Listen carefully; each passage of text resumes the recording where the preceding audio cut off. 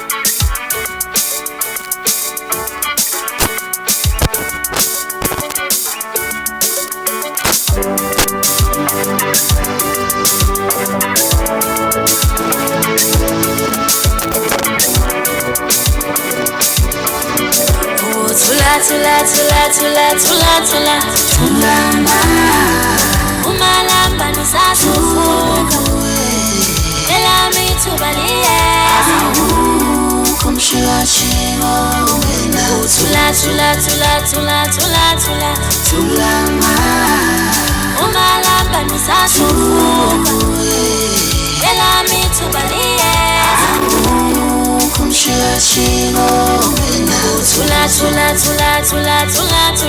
tulama umalamba nisasufuka.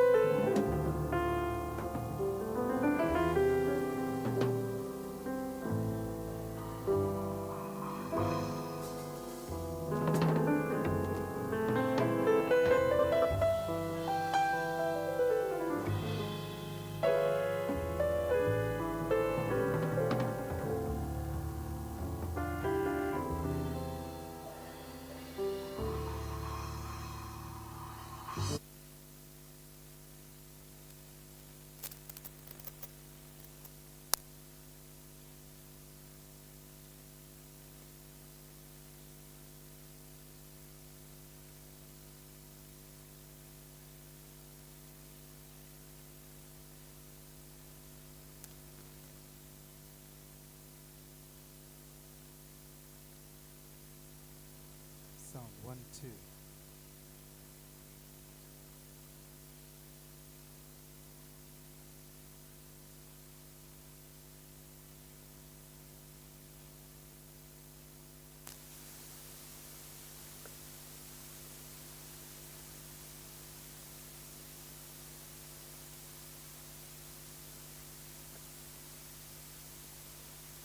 Sound 1 2. Check sound 1 1 2.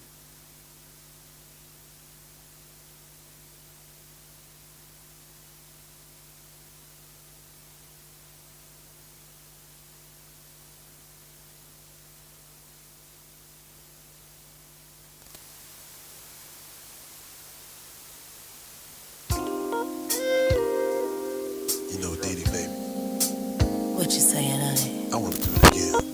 Oh, anytime you wanna, honey. Just come on over. Ready? Oh, you wanna talk to me, baby?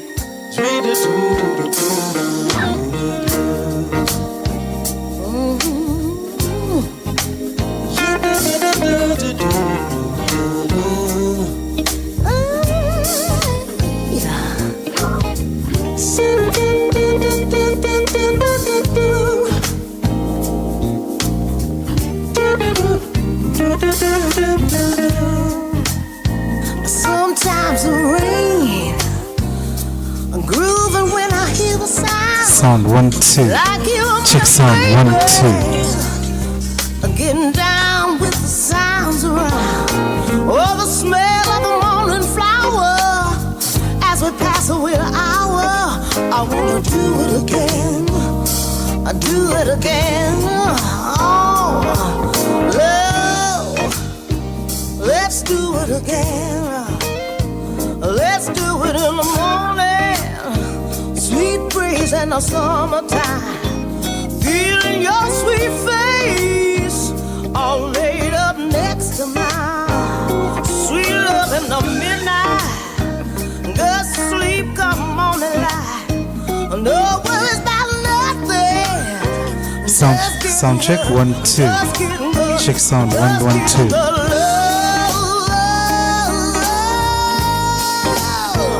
Let's do it again.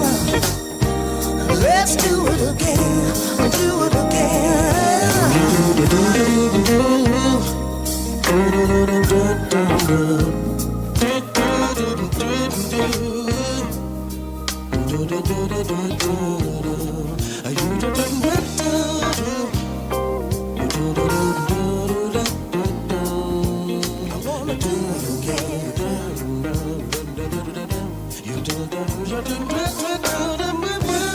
Sound check 1 2.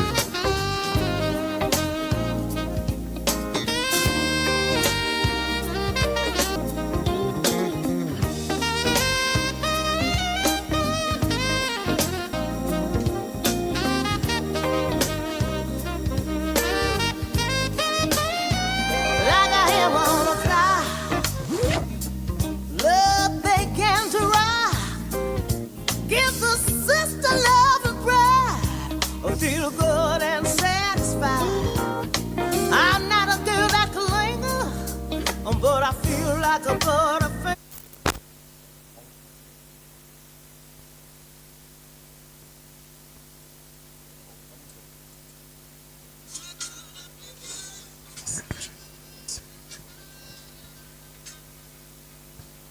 Sound 1 1 1 2. Check sound 1 2.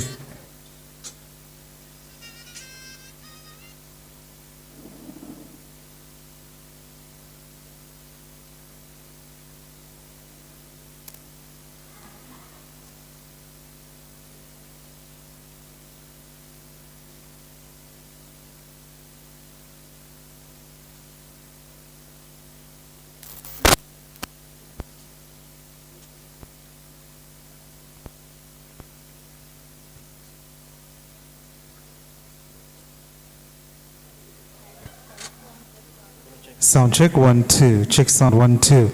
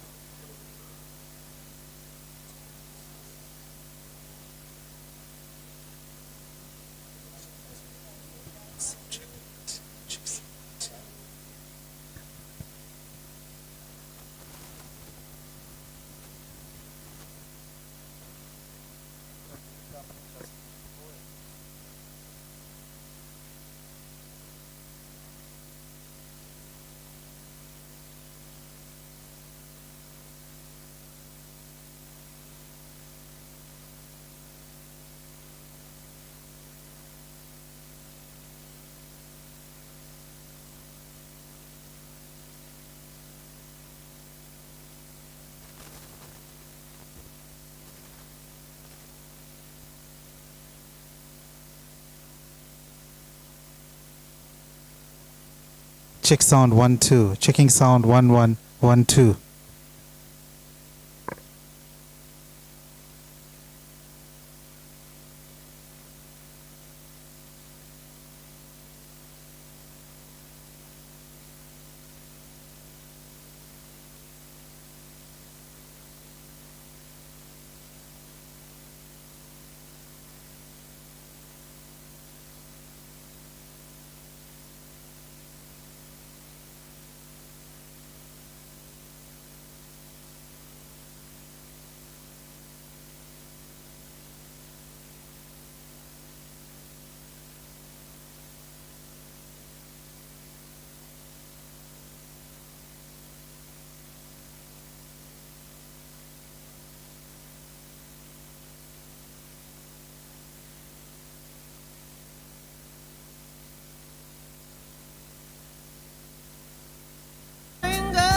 I wanna do it again. I do it again. Do it again. Oh. Sweet breeze in the summertime, feeling your sweet face, all laid up next to mine. Sweet love in the midnight, good sleep come morning light. No worries about nothing, just getting good. Just getting good, just getting good love. Hey, do it again, do it again, do it, let's do it again. Oh, baby, come on.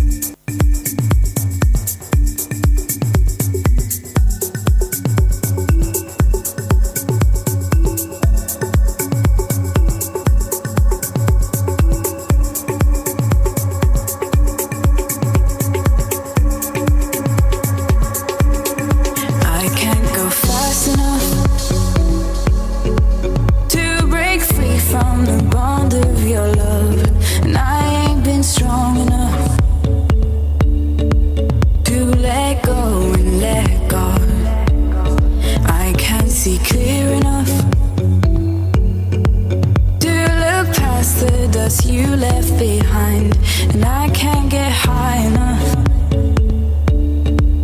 to forget why I cry. So I'll drive 10,000 miles to the dead of night till I run out of love for you, baby. Till I got no more love for you, baby. I'll drive 10,000 miles to the endless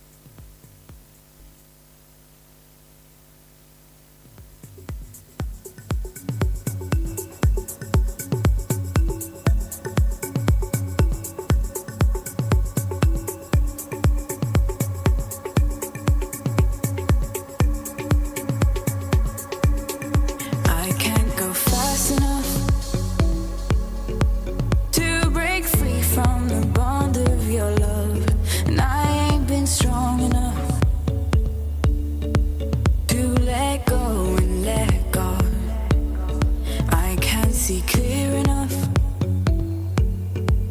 Do you look past the dust you left behind? And I can't get high enough to forget why I cry. So I'll drive 10,000 miles into the dead of night till I run out of love for you, baby. Till I got no more love for you, baby. I'll drive 10,000 miles into the endless sky till I run out of love for you, baby.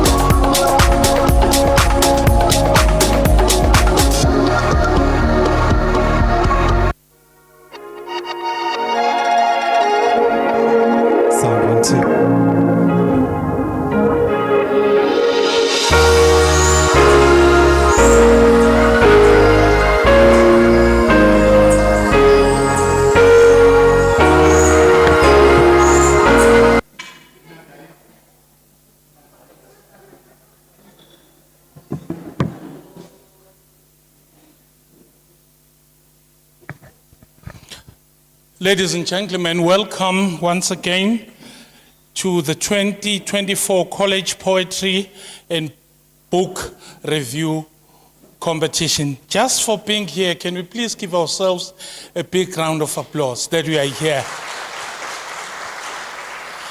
And you tell the person next to you, umuhle, umuhle, umuhle. Be careful though. Be careful though. Be careful though. Yes. Yes. Fortunately, one of my hats I'm wearing today is that one of a priest. If somebody's lying, we will take a chance. Ngimthethelele izono zakhe. If you are lying, if you're saying umuhle kumakhelwane wakho, or yeah, I don't want to use that word. As I've just said, I'm wearing quite a number of hats today, which is okay. I'm capable. I'm a code 14 kind of a car or transport. I'm a code 14. It carries a lot. So I'm fine with that. May I request that we all stand up and observe a moment of silence? Will we all stand up and observe a moment of silence and direct your prayers to whoever you believe in? I will at the end pray a Christian prayer. Just a moment of silence. Pray to your super power. I will then at the end do a Christian prayer.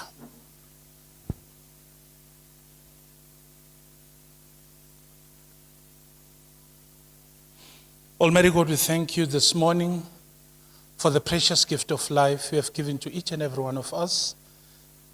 We thank you because you are our God, our protector, our Savior. We thank you also for the scorching sun, because it reminds you that you are God who is in charge of everything. We also want to put before you the program of the day. We want to empower ourselves as poets and in the book review, get more information. Help us, Lord, through the power of your Holy Spirit to achieve all that. Let love and peace be spread around this area. In the wonderful name of our Lord Jesus Christ. Amen. May we all be seated. Thank you very much for that. I am Reverend Sandile Ngiba. I will not say the English name because some of these names are colonial names. There are people who have been assigned to welcome us here. Let me waste no time and ask our Ndwedwe campus manager to welcome us. I once was a lecturer here at Ndwedwe, but believe you me, I will get lost. The premises have changed 120%. Maybe we should give Ndwedwe a big round of applause for that. Intuthuko eNdwedwe ibonwa ngamehlo. Intuthuko eNdwedwe ibona ngamehlo. Mphathi wesikhungo esihle kangaka, here is the platform for you to welcome us and tell us not to destroy these premises. Thank you very much, Baba Tusenko.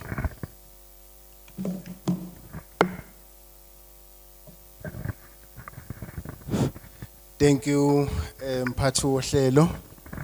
Sanibonani. Molweni. Absheni. Nda.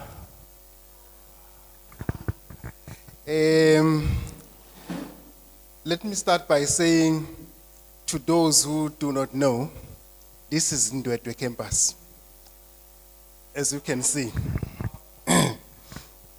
Good morning, everyone. It is my pleasure to welcome you all to today's poetry and book review competition. This event is a testament to the creativity and intellectual growth of our students, and it highlights the power of words to inspire, challenge, and connect us. To our talented students, today is your moment to shine. Your words carry depth and meaning, and we are eager to hear your voice. To our lecturers, thank you for guiding and mentoring these young minds. Your dedication is truly appreciated. And to our guests, your presence here encourages our students to reach new heights. As we celebrate literature and creativity, let's keep in mind that this is not just a competition, but also an opportunity to learn, grow, and appreciate the diverse perspective we each bring. Thank you so much. Best of luck to all the participants. Let's enjoy the event.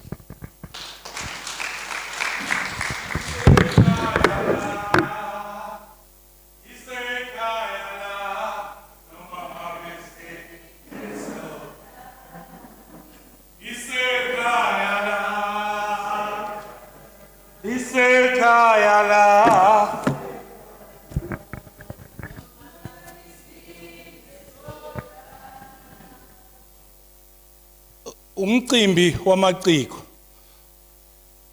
This function is for our artists. I thought by starting this song I was going to start a fire. Noma nifuna ngithi phakamise u7. Phakamise nombolo. Oh, English. Ish, yeah, ne. Ngibareng subuya uphume esandleni. We shall proceed with our program and ask Ms. H. Ndombela to tell us the purpose of the day. Tell us the purpose of the day. Yeah, angisezukucula. Yeah, ninjalo yazi.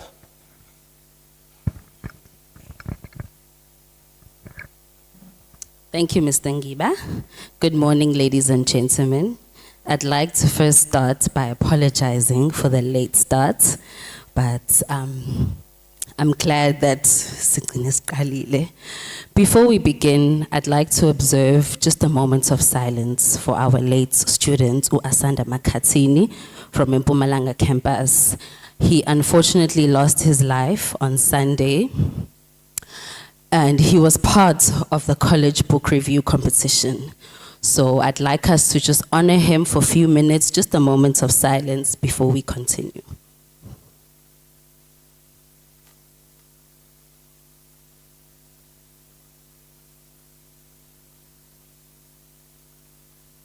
Thank you very much. Thank you once again for joining us here today at this prestigious event. The college is hosting our annual poetry and book review competition here at TVET campus. We'd like to thank the campus manager and the campus for allowing us to use this beautiful hall to host today's wonderful event. This event is an important function of academic support, which will enable our students to become more knowledgeable and enhance their public speaking skills, as public speaking is an important part of our everyday life.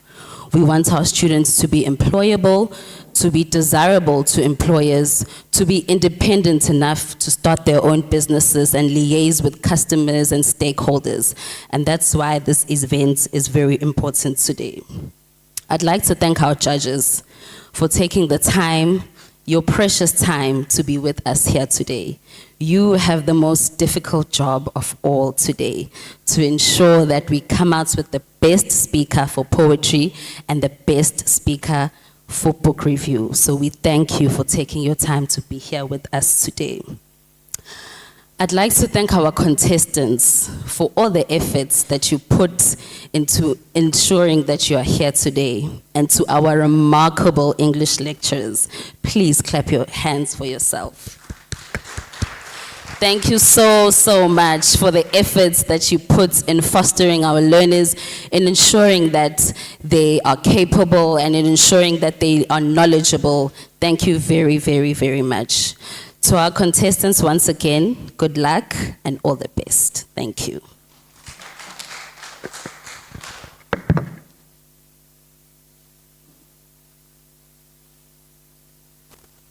Can we please then give her a big round of applause for such a beautiful speech, telling us what is it that we are here to do today. Siyabonga, siyabonga, siyabonga kakhulu, mahlobo siyabonga.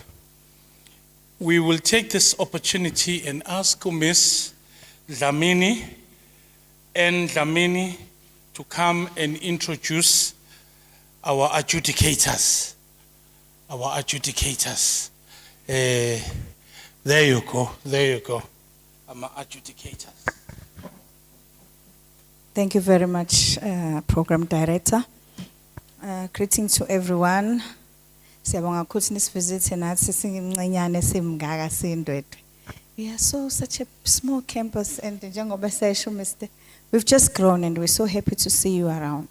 My duty is very simple, is to introduce my judges for today. I am the SLO. My name is Nombali Dlamini.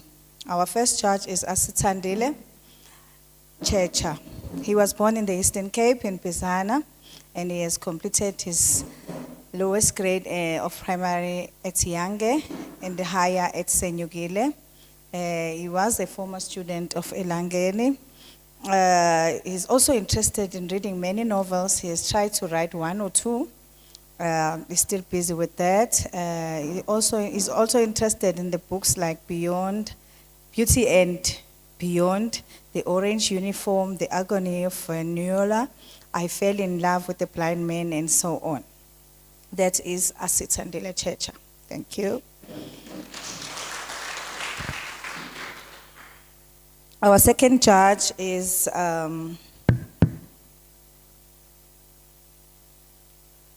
Tami Nkunu. Tami is an author, leader, a young entrepreneur, a songwriter, and he's the director of a solo company called SA Third World. He serves in two ministries in a local organization.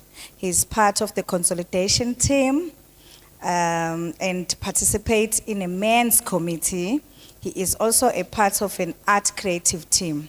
Tami is one of his books is, in his position, is titled The Most Important Discovery on Earth, and he is currently working on his second and third book. And welcome, Mr. Tami.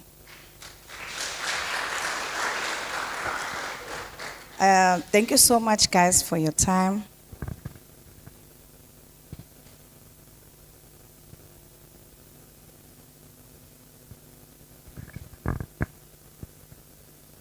The way you introduced the judges, you make our contestants to be scared. These guys are authors, they've written books, and today it's book review.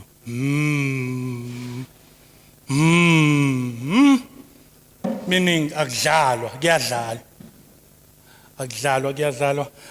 I hope ama-judge ethu abukeke ethembekile. Ebholeni lase-South Africa uningi okonakele. Angithembi ukuthi nasemkhakheni wamaciko kuza i-corruption. Ngikhumbula omunye competition isicathami. Ayikwanokusola ukuthi hayi khona kuzokonakala. Khona kuzokonakala. Kwase kuthiwa hayi ama-judge vele azojaji umculo, ayisebekwa ngale kwekhethini avalelwa ngale kwekhethini kodwa nina nizojaja umculo aniboni thobani hayi kwavunyelwana yayi ngoba icorruption mayisifuna ukushaya indawo yayo iyangena angena amakhwaya angene dedelana izinsizwa zesicathamiya bese lingena leli khwaya eliqoqe namajaji amajaji angale kwekhethini ikhwaya lila stage hayi kwashintsha ngisho iculo kwakukhona iculo ababezolipresenta kodwa balishintsha ngoba sebebona ukuthi hey yabo into yabo ngathi ayizukuhamba kahle iculo lashintsha lathini lathi remember those boys who gave you 10 randi remember those boys who gave me 10 randi ngikhunjuzwa lokhu ngoba ngiyazi ukuthi amajaji ethu abukeka ethembekile once again let us give them a big round of applause.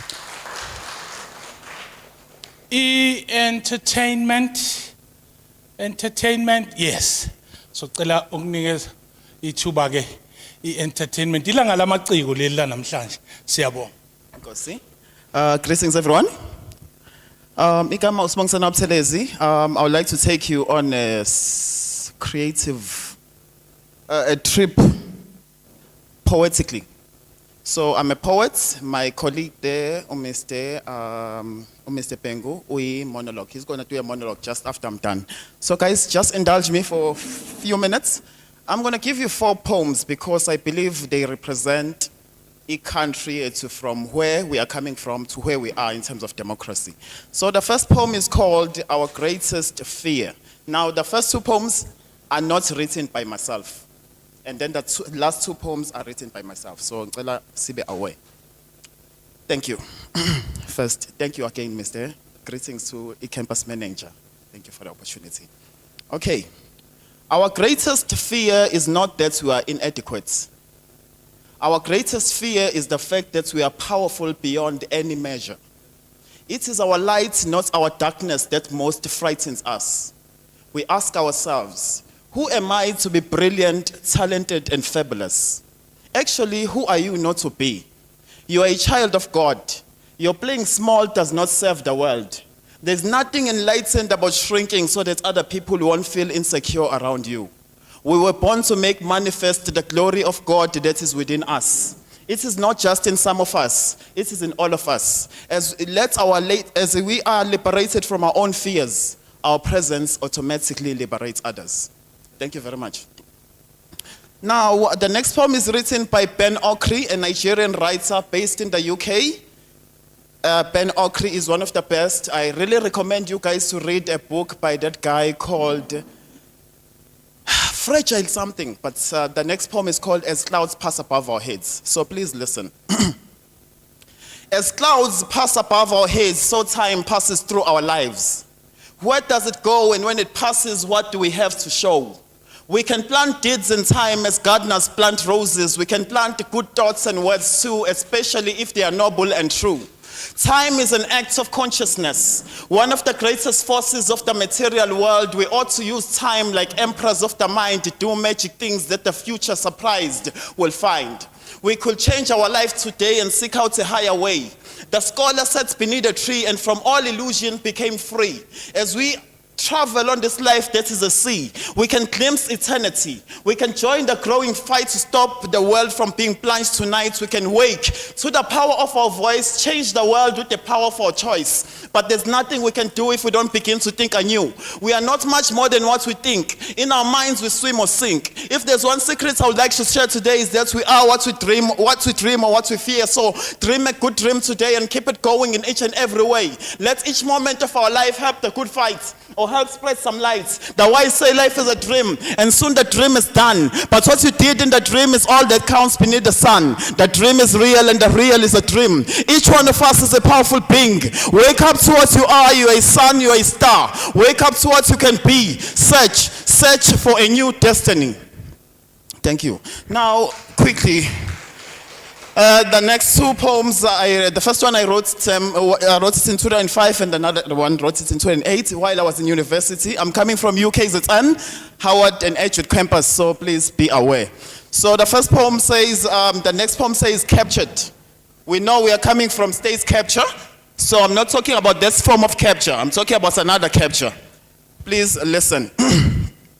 Captured in time by this unforgiving curse, driven by greed, jealousy, and envy, capturing the innocent and blaming the blameless. For centuries, tears have flooded the eyes of this weeping nation, ran down the innocent cheeks like the waters rushing down the Victoria Falls.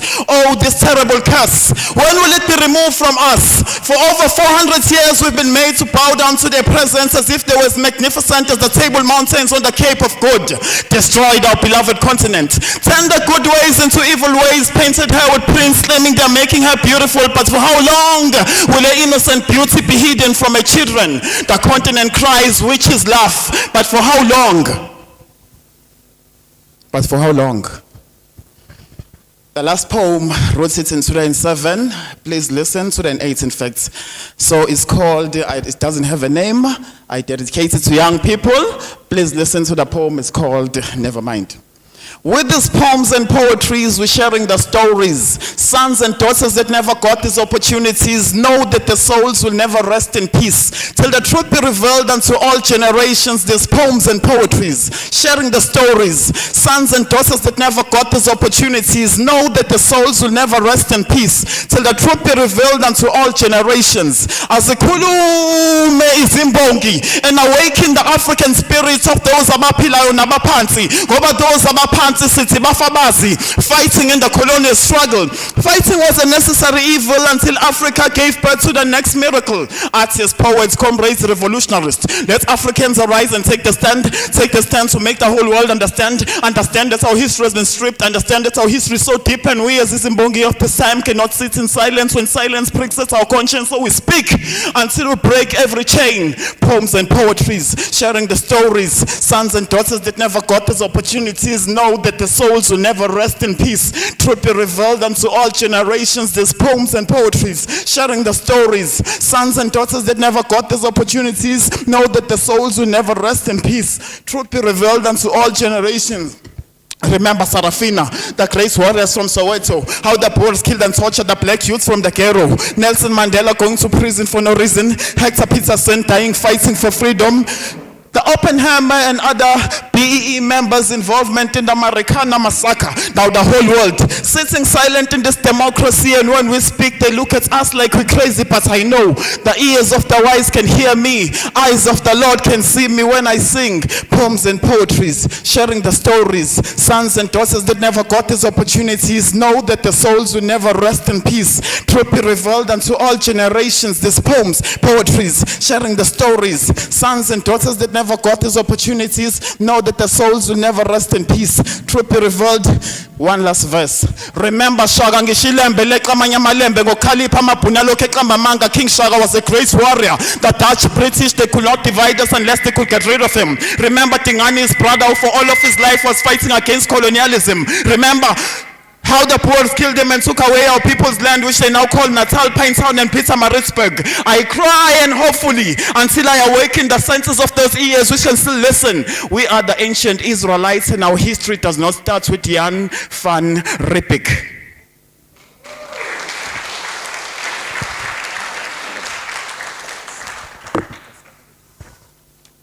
Thank you very much. Cela siphinde simshayele ihlombe elikhulu. Wow.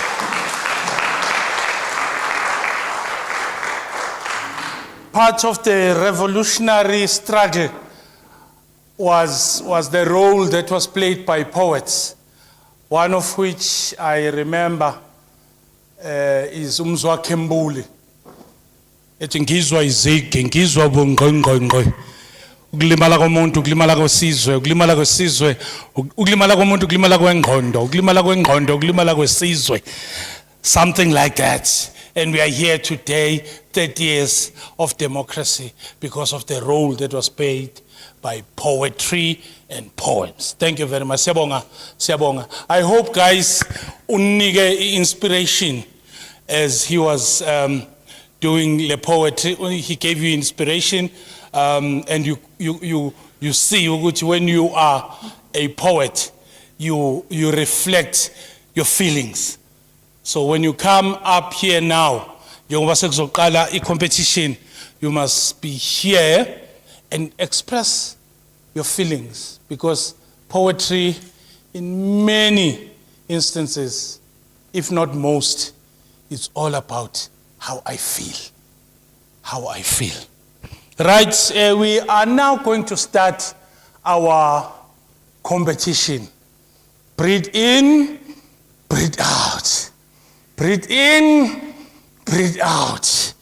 Right, we're going to have two sections of this competition.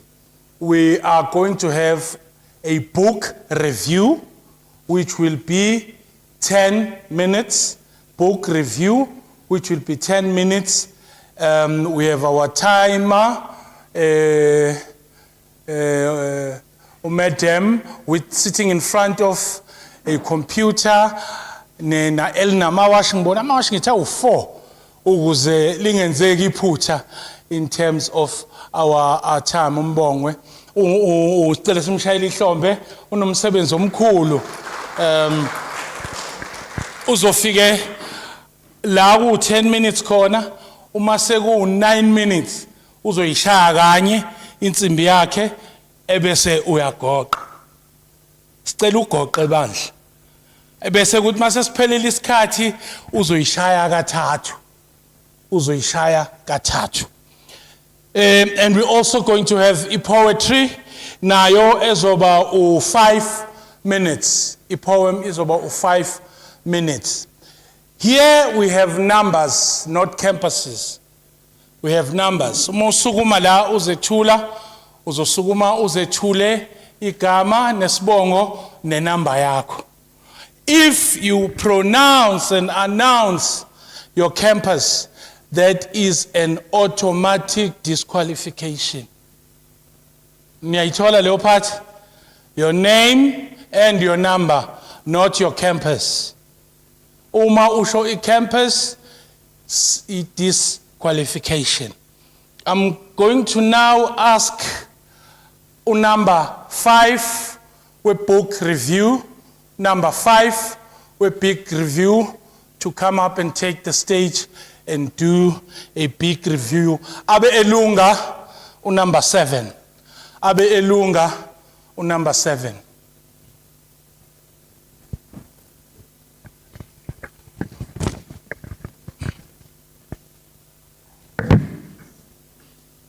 Let us give her a big round of applause.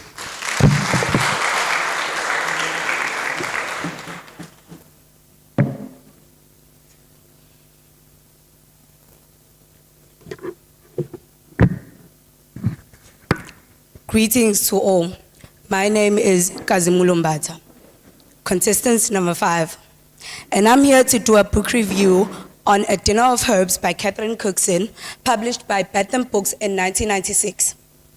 Catherine Cookson's A Dinner of Herbs is a compiling tale set in the 19th century rural England, filled with love, betrayal, and the enduring impact of the past. The story follows the intertwined lives of Roddy Greenback, Mary Ellen Lee, and Kate Makepeace as they navigate emotional complexities shaped by loyalty, revenge, and forgiveness. The novel begins with Roddy witnessing the murder of his father, a traumatic event that alters the course of his life, raised alongside Kate, who is protective and resilient. The two develop a close bond as they grow older and confront the tensions of love and loyalty, especially with Mary Ellen, who also harbors feelings for Roddy. The unfolding drama, rooted in deep emotional conflicts, lead to life-altering decisions for each character. Roddy evolves from a vulnerable boy into a man torn between his heart and his senses of responsibility. Kate then transformed from a caretaker into a strong, independent woman who's determined to rise above bitterness. Meanwhile, Mary Ellen Lee struggles with her desire for revenge, driven by the pain of unrequited love, but ultimately seeks resolution for herself. Love, loyalty, resilience, and the impact of the past and revenges are illustrated through powerful quotations, as Rhodey reflects, and I quote, "Sometimes the heart chooses its own path no matter what the mind says," close quotations. Highlighting the unpredictable nature of love, Kate, determined not to be consumed by bitterness around her, she states, and I quote, "I won't let the bitterness consume me, not like it did to others. I want to live and not just survive," close quotations. These quotes echoes the novel's central message of overcoming personal struggles to find healing and peace. In A Dinner of Herbs, Cookson masterfully weaves a story where the past shapes the present and the choices we make define our future. Through richly developed characters and timeless themes, the novel resonates with readers exploring human experiences of love, loss, and resilience. Catherine Cookson then excels character development, creating complex, retellable characters like Rhodey, Kate, and Mary. As said, the novel explorations of universal themes, love, loyalty, revenge, and forgiveness, gives a timeless quality, and the vivid description of English countryside add to the immense atmosphere, making the readers deeply connected to the setting. Although the novel can suffer from a slow pacing, particularly in the middle sections where the plot development feels prolonged, while the emotional depth of the characters strengthens some plot points could be more seamless to keep the story focused and maintain momentum. This, however, can relate to personal situations where individual experiences challenges in balancing relationships and coping with past events, just like Rhodey, Kate, and Mary Ellen Lee. Many people deal with the weight of unresolved conflicts or emotional wounds from the past and shape their present decisions. For instance, someone might relate to Rhodey's internal struggles following his heart and adhering the duties, especially when faced with difficult choices in relationships and family loyalty. Similarly, Kate's resilience and determination to move forward, despite the bitterness and challenges around her, can inspire personal reflection on how to rise above adversity. I would recommend A Dinner of Herbs to readers who enjoy historical fiction with strong character development and emotional depth, and would rate this book a 9 out of 10. Thank you.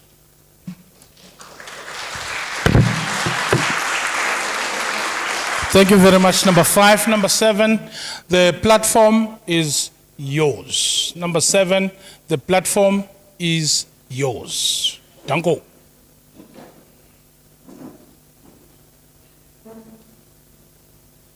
Let us give him a big round of applause.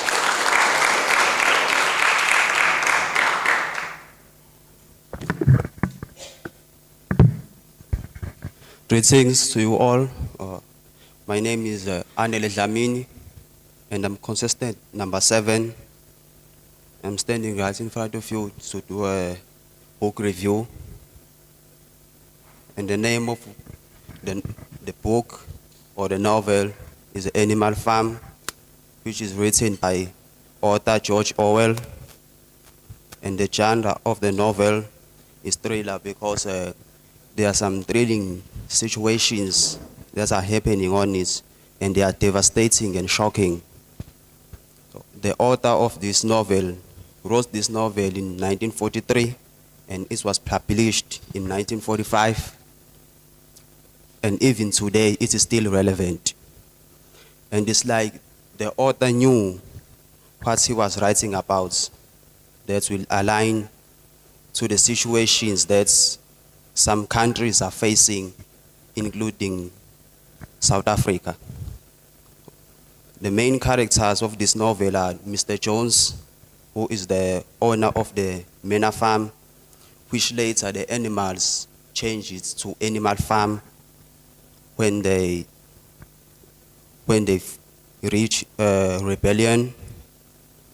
Then he had his wife, Mrs. Jones. Then there is a pig called Snowball, who was more as a vivacious pig, and he was quicker in speaking and more inventive. Then there was his rival, Napoleon, who was a pig too, a fierce-looking Berkshire boar, but he doesn't talk much. Then there was a squirrel, another pig too, who was a master manipulator and can make animals around the farm to believe something that is not true. He knew the ways how to play with words. Then there are horses, two of them. Boxer, who was an enormous beast. He was stronger than any two ordinary horse combined. Then the Clover, who was a stout motherly mare approaching midlife. Then there were dogs. There was a Muriel goat, Benjamin, the donkey, who had the worst temper and doesn't laugh much. Then there were Mr. Pickinson of Foxwood Farm, who liked to fish and hunt. Mr. Frederick of Pinchfield Farm. He was a shrewd man involved in lawsuits, and both these farmers didn't get along at all. And there were other animals in the manor farm, or so-called animal farm. But before the animals reached the rebellion, it all started with the pig called Old Major. He gathered all the animals in the farm for a meeting to tell them about the dream he had, where he dreamed that on the earth where all men had vanished because of the cruelty that they were receiving as animals. When they were little grow up, they will work from morning to afternoon with no break, and they are slaughtered with hideous cruelty and sold, especially those who are old, who cannot do anything anymore. Old Major continues. Then he talk about the rebellion where all animals will be free and rich by producing the labor of their own, not for someone else's, especially human beings.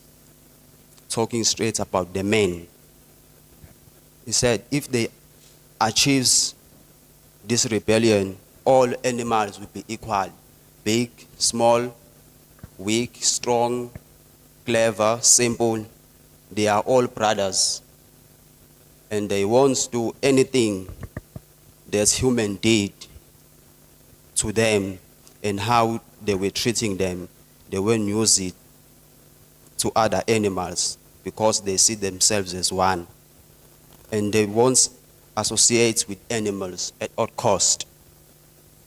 So the rebellion was achieved, but there was a sacrifice during this rebellion.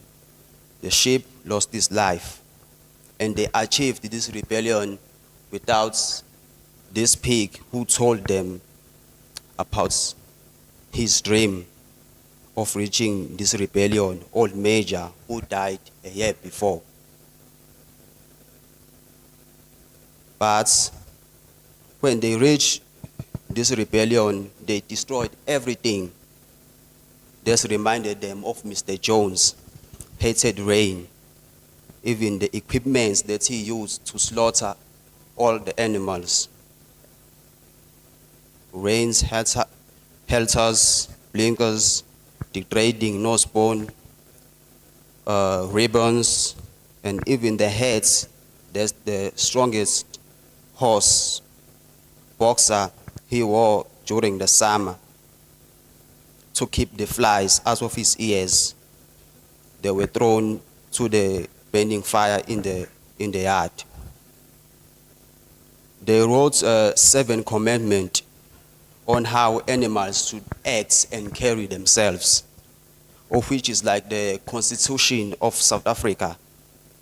On the bird gates, this was giving way to the main road. But sooner or later, the planes started to work, and they should start planting for themselves, because they reached the rebellion by kicking out Mr. Jones and his men, because they wanted to be free from them and do everything for themselves, not for the benefit of others. They even taught each other how to read and write.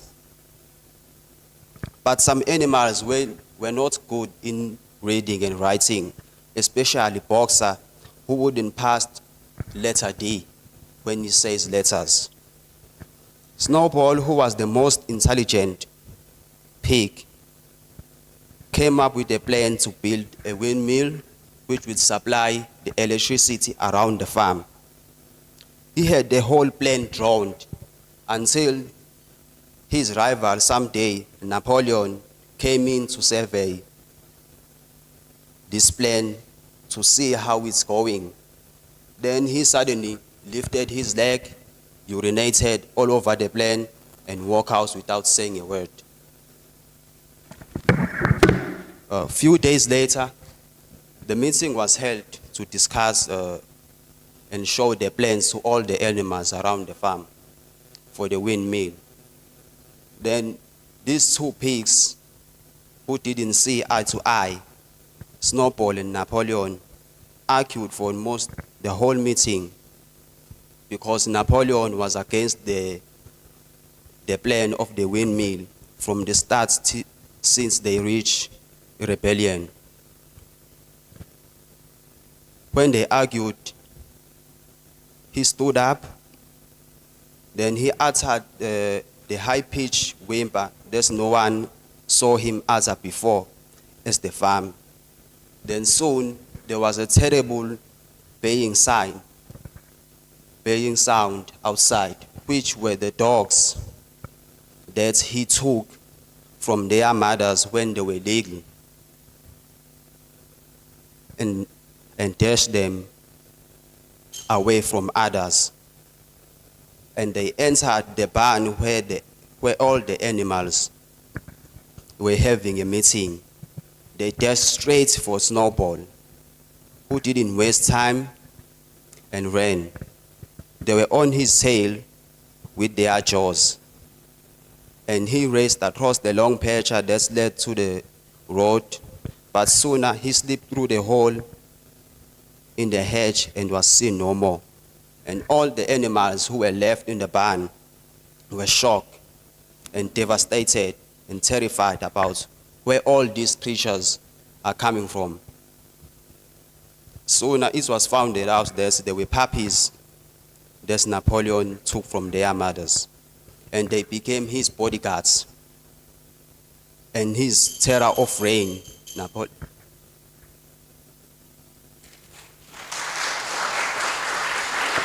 Let's give him a big round of applause. Contestant number 1. Always reminded, the first bell says you must conclude. The first bell. The last one.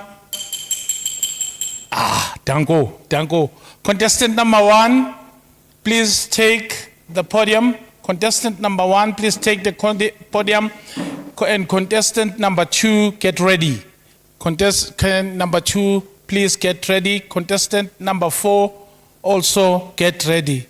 Number 1 is on stage. Let us give him a big round of applause.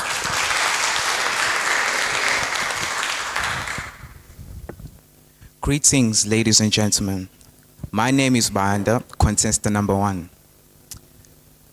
Today I'm going to be doing a book review on a book titled called In His World of Desires. It is a journey of self-discovery and escapism. The author and the publisher is me. The setting takes place in Reservoir Hills, Durban, South Africa. I would say the introduction is I'm diving you into a world of fantasy where joy and prosperity reign supreme. You see, In His World of Desires is not just a book or a story. It is a reflection of the human experience, inspired by the works of Anatole and Oscar Wilde. This narrative explores the human desire to escape reality into a world that one has created with his mind. Here in this world, you find peace and resilience. You are able to grow and be whatever you desire. But there was a twitch, like a switch or something. There was a glitch in the system, whereby Peter, the main character, dives into the complexities of heartbreaks, misunderstandings, and disappointments. Let me introduce the main characters of the story. Peter, the main character, he dives into a journey of being himself, allowing himself to be drawn into temptation and fulfill what he's always wanted, to be a writer. The second one is Alicia. Alicia is a kind and an innocent soul, which made Peter question his desires in his world. Secondly, we have Angela. Angela is a very pivotal and interesting character. She portrays a pivotal and interesting role, and her character, she's very much often a careless and innocent and yet beautiful and appears to be like a goddess. He uses Peter, due to her beauty, to control him and to do whatever she desires. The next character is Linda. Linda does appear to be a goddess, but she was the challenge in Peter's story. She was the one allowing Peter to delve into the temptations of reality. And she was the very first person to ever enter his world from his dreams. Moving to the plot, you see, in His World of Desires, this story tells upon two worlds, whereby we have reality and fantasy. Reality is the world that we live in, and reality is the world that we create with our minds.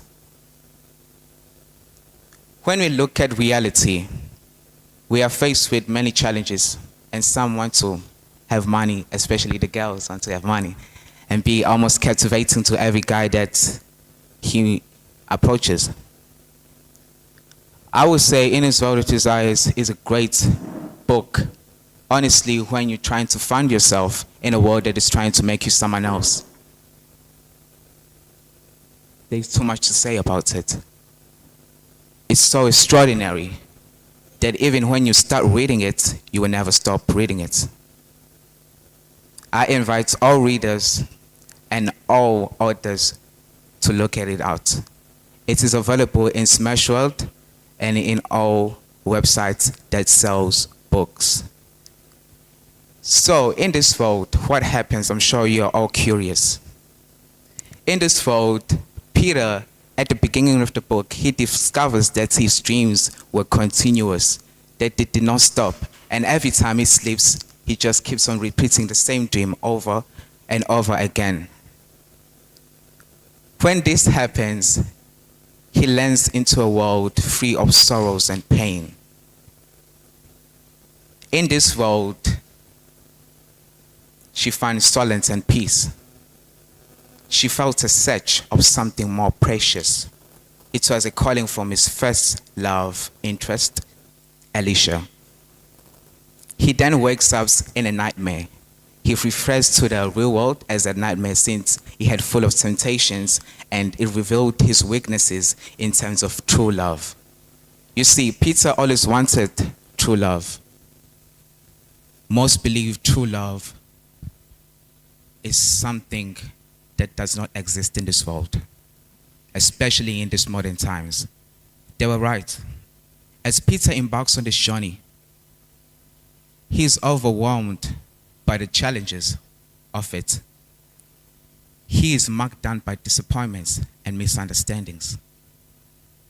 But that did not stop him, because two characters came into play, Angela and Alicia.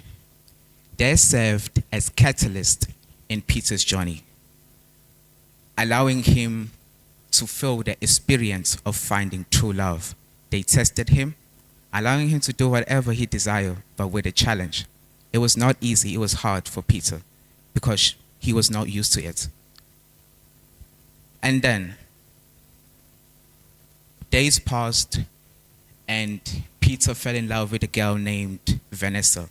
He was very captivated by her. He was careless. Most would say in the modern days she was a slave queen. Of course, he would go to her. He knew the very dangers that could come by getting involved with someone that does not match up to his standards, but loved her even so. Even though her views of life and desires opposed him, he did not want to stop loving. He wanted to continue his journey. Angela, on the other side, healed cracks that were caused by Vanessa in his world. Dark cracks that made him toxic, angry, and very much to get along with. Still, that did not stop him since Angela was by her side. Angela was the second girl to ever enter his world. And what happened when she entered his world? Well, he lived with him and shared hopes and bright futures for the future. I would say Angela was his muse in continuing this journey. He is an inspiration in his life.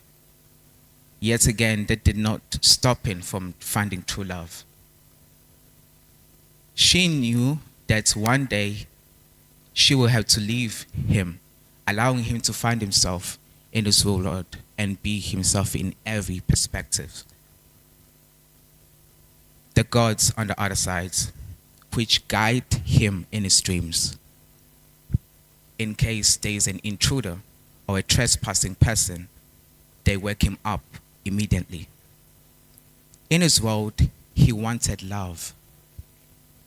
He wanted to feel what is love, what is true love in his world. And so he wished for it.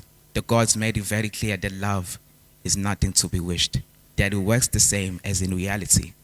Not too long ago, he fell in love with a girl named Michelle. Michelle was a captivating, patriotic goddess. He was captivated by her, almost the same as Vanessa, but this time he was very much infatuated by her. They got together so fast. Even him, he didn't believe that he will involve himself in love this fast. He sensed that something was wrong in his world. That is when the clash continued. I would like to wrap this up by saying Michelle died in cancer. And Peter continued his search even still. Closing off, I will recommend this book to every adult since it has strong language. And I will rate it out of 10 since, not because it's my book, it's inspired me and it's helped me therapeutically and allowed me to grow and learn from my experiences. Thank you so much. Contestant number 1, thank you very much. We're now moving to contestant number 2, contestant number 4, and contestant number 8. Please get yourself ready. Kuya ngokuya kuyashuba. Kuya ngokuya kuya shuba shame. Kuyashuba shame. Yashuba shame.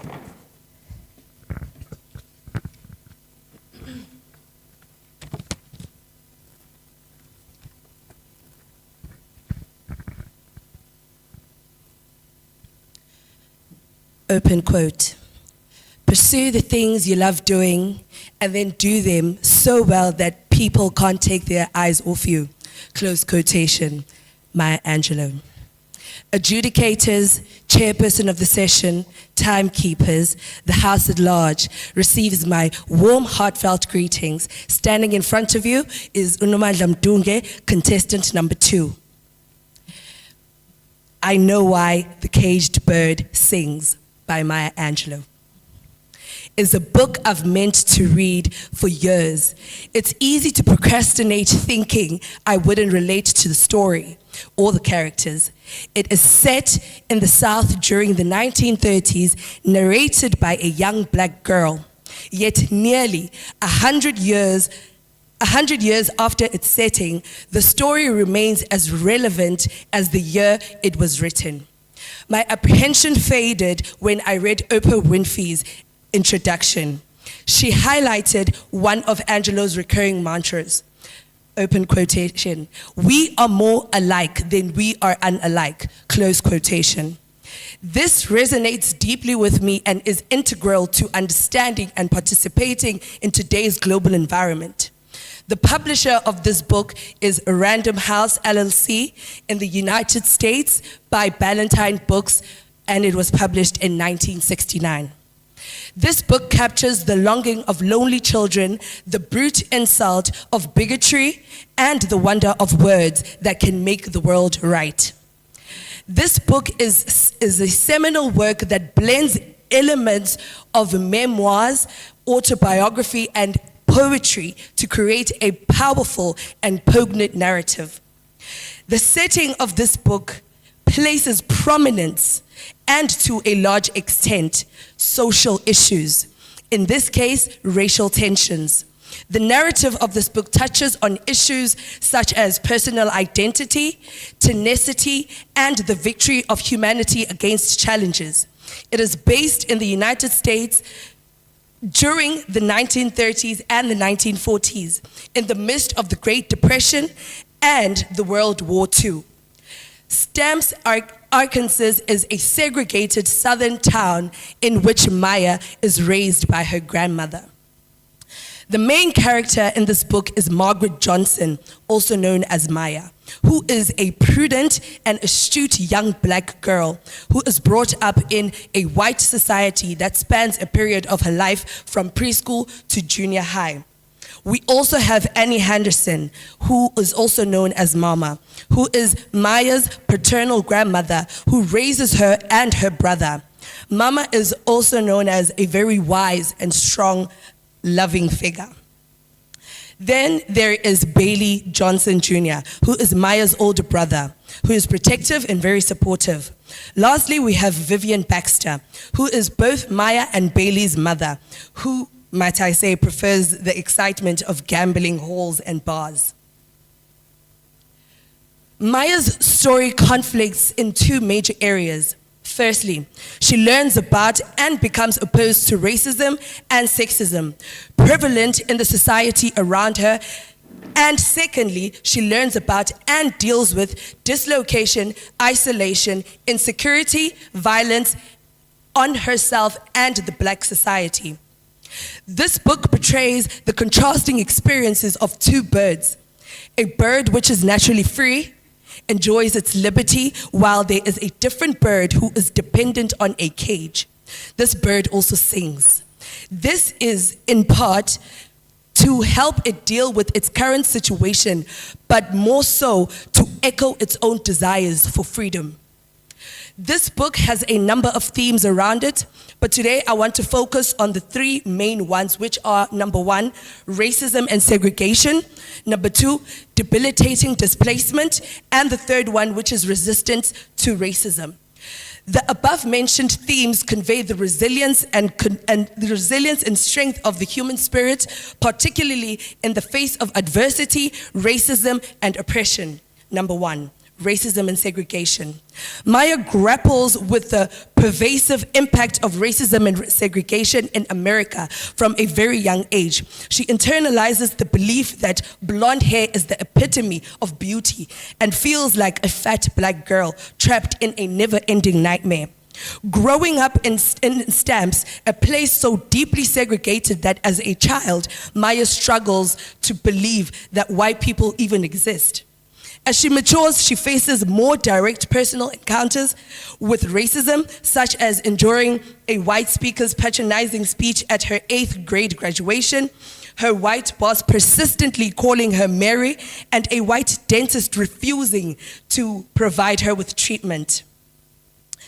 The significance of Joe's World Championship boxing match to the black community highlights the lack of widely acknowledged African American heroes and underscores the desperate yearning of the black community for validation. These unjust social realities confine and degrade Maya and her family. She comes to understand how the weight of living in a thoroughly racist society has deeply influenced the character of her family members, and she endeavors to overcome these challenges. Number 2, debilitating displacement. Between the ages of 3 and 16, Maya is moved to 6 different households, traveling from California, Stamps, to St. Lucia, to Stamps again, to Los Angeles, to Oakland, and to San Francisco. In this book, she attempts to recite during Easter the phrase, open quote, "I did not come to stay," close quotation, acts as her defense against the harsh truth of her lack of roots, subjected to the triple threat of racism, sexism, and power. Young Maya is constantly demeaned and humiliated, preventing her from lowering her defenses and feeling at ease everywhere. At the age of 13, she relocates to San Francisco with her mother, Bailey, and daddy, Clydell, and experiences a sense of belonging for the first time. Maya feels a connection to the city due to its population of displaced individuals. Maya's individual displacement mirrors the broader societal pressures that are displaced in black Americans nationwide. She comes to understand that many scared black children like her and Bailey traveled to rich parents in the northern cities or back to the southern towns when the North didn't deliver the promised economic success. African Americans are descendants of slaves who were forcefully removed from their homes in Africa. After the Emancipation Proclamation in 1862, black people faced obstacles in a nation that was still unwelcoming to their culture. And lastly, number 3, resistance to racism. In this book, black people resist racism in various ways. Mama holds her dignity by maintaining a realistic outlook and struggling and staying private. Big Bailey purchases stylish clothing and drives an extravagant car to demonstrate his value, and he surrounds himself with women to affirm his masculinity in response to dehumanizing and emasculating racism. Daddy Clydell's buddies discover how to turn the bias of white individuals into intricate and profitable scams. Vivian's family fosters resilience and forms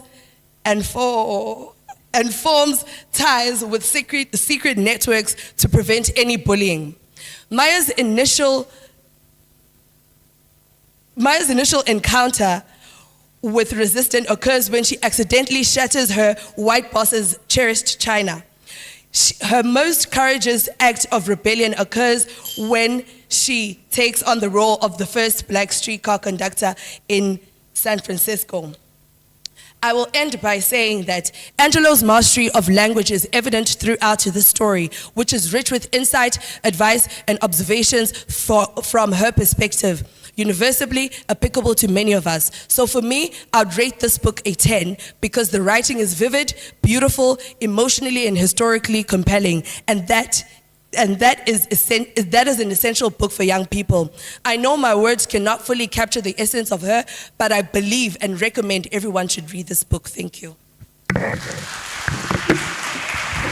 Thank you, contestant number 2. Let us ask contestant number 4. Whilst azanginayo nane insurance, anginayo ne medical aid, masengiyilumulim. Contestant, oh, I got it right this time. Number 4 getting ready, number 4 on stage, and contestant number 8 getting ready. Ooh, oh my word. Greetings to all. My name is Sunny Ellis, CBC, constant number 4. Today I'll be doing a book review on a book named Accidental Call Girl. Okay. The title of the book is Accidental Call Girl. The author is Portia da Costa, published in 2013. The characters include Jeanette, protagonist, a struggling artist who struggles with money to pay for a home.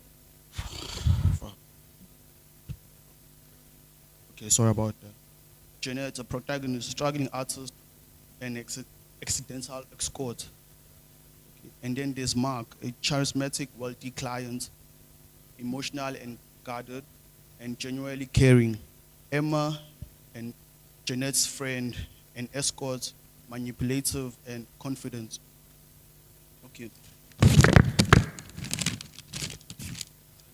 Jeanette is a struggling artist in her late 20s, is desperate for a financial stability. After a series of unfortunate events, she finds herself in a deep debt and losing her home. One evening, Jeanette attends a high-end dinner party with a friend, Emma, who works as an escort. Emma introduced Jeanette to her client, Mark, a wealthy and charming businessman. Emma has secretly arranged for Jeanette to accompany Mark for the evening. As the evening unfolds, Jeanette discovers that Mark has paid Emma to arrange a date for her. She is initially shocked. Jeanette eventually agrees to spend the evening with Mark. The two share a passion and intimate nights, and Jeanette finds herself drawn to Mark's charismatic personality. Over the next week, Jeanette continues to see Mark, realization that it's just a temporary solution to her financial woes. As the relationship deepens, Jeanette begins to question her moral and her own values. She struggles her own moral and values. She struggles to reconcile her feelings for Mark with her fact that she's essentially selling herself. Jeanette faces challenges from the book. Emma increases pressure to continue working as an escort. Mark, redundant, acknowledges the growing emotion connection. Jeanette's own guilty and shame about the newfound profession. Throughout the novel, Jeanette's experience grappled with identity, who she is really, an artistic or an escort. Morality is a selling of herself and betrayal of her values. Empowerment. Can she take control of her life and choices? My favorite quote on the book is, I didn't have and intended to become a call girl, but life had other plans. Okay. The location of the novel is based on London. It's London. A various luxury location around London, high-end hotels in the 21st century. Yes. Jeanette and Mark's relationship evolves into a romantic partnership. Jeanette struggles with debt and financial instability. The plot of the story is Jeanette meets Mark, a wealthy and charming businessman. Jeanette discovers the truth about Emma's arrangement and he's torn between her morals and financial depressions. As the relationship deepens, Jeanette struggles with guilt and shame, emotional connection with Mark. Jeanette's feelings for Mark intensively make her question her choices. Jeanette confesses her true feelings to Mark. She must choose between her art and her feelings for Mark.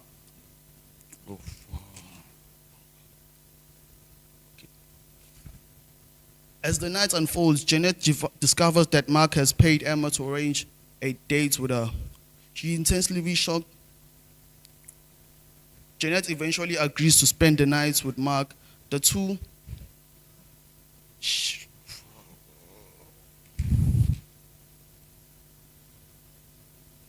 I would like to say the themes of the book is identity and self-discovery, mortality and ethics, female empowerment and agency, romance and intimacy, financial struggles and stability. Okay. Jeanette is a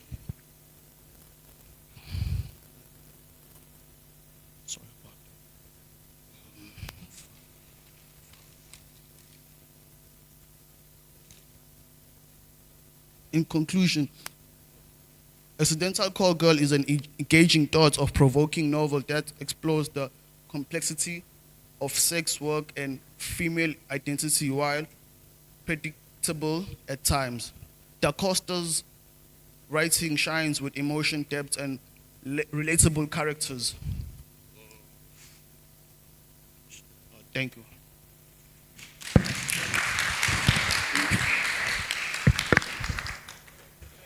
Thank you very much. Let us move forward and ask contestant number 8, contestant number 3 and 6 be ready. Contestant number 8, the floor is yours to give us your book review on this 2024 Elangeni TVET College book review and poetry. Elangeni TVET College book review and poetry competition. Number 8, the floor is yours. Get ready, contestant number 3. Contestant number 3, our last contestant on this section. Thank you very much. Elangeni. I greet you all. Standing in front of you, it's Sipisi Hlimsane, and I am contestant number 8. Let's get to the purpose of the day. The title of the book that I chose, it's called Nervous Conditions, and the author is Tsitsi Dangaremba, and it was published by the Ayeba Clark Publishing Ltd in 2004. The setting of this book, it's set in the 1960s and 1970s in the rural areas of Africa in Zimbabwe. And I have 7 characters in which I name. It's Baba Mukuru, it's the wealthy uncle. It's Tambutai, young girl or a woman. It's Nahoma, it's the older brother of Tambu. And it's Namo. Oh, it's Namo, it's Chido, it's Nasha, it's Shona, it's my guru. Okay, let's talk the purpose of this story, is why I chose it. This is the plot of it. Tambutai, the protagonist, lives with her family in a rural village. Her uncle, Baba Mukuru, is a wealthy and educated man, well known in the village, as he is providing opportunities for Tambutai to go to school and be educated. As she navigates her new journey at the mission school, she faces cultural conflicts between traditional Shona, which is a Zimbabwean language, and values, and between Western influences, where she had to leave her Shona language behind and chooses to speak English, which she doesn't want to do. She struggles to reconcile her own desires and expectations placed upon her then she is faced with many difficulties. As this book has so many themes, but yet I chose two. It has emotions and experience. Under emotions, there is silence and voice.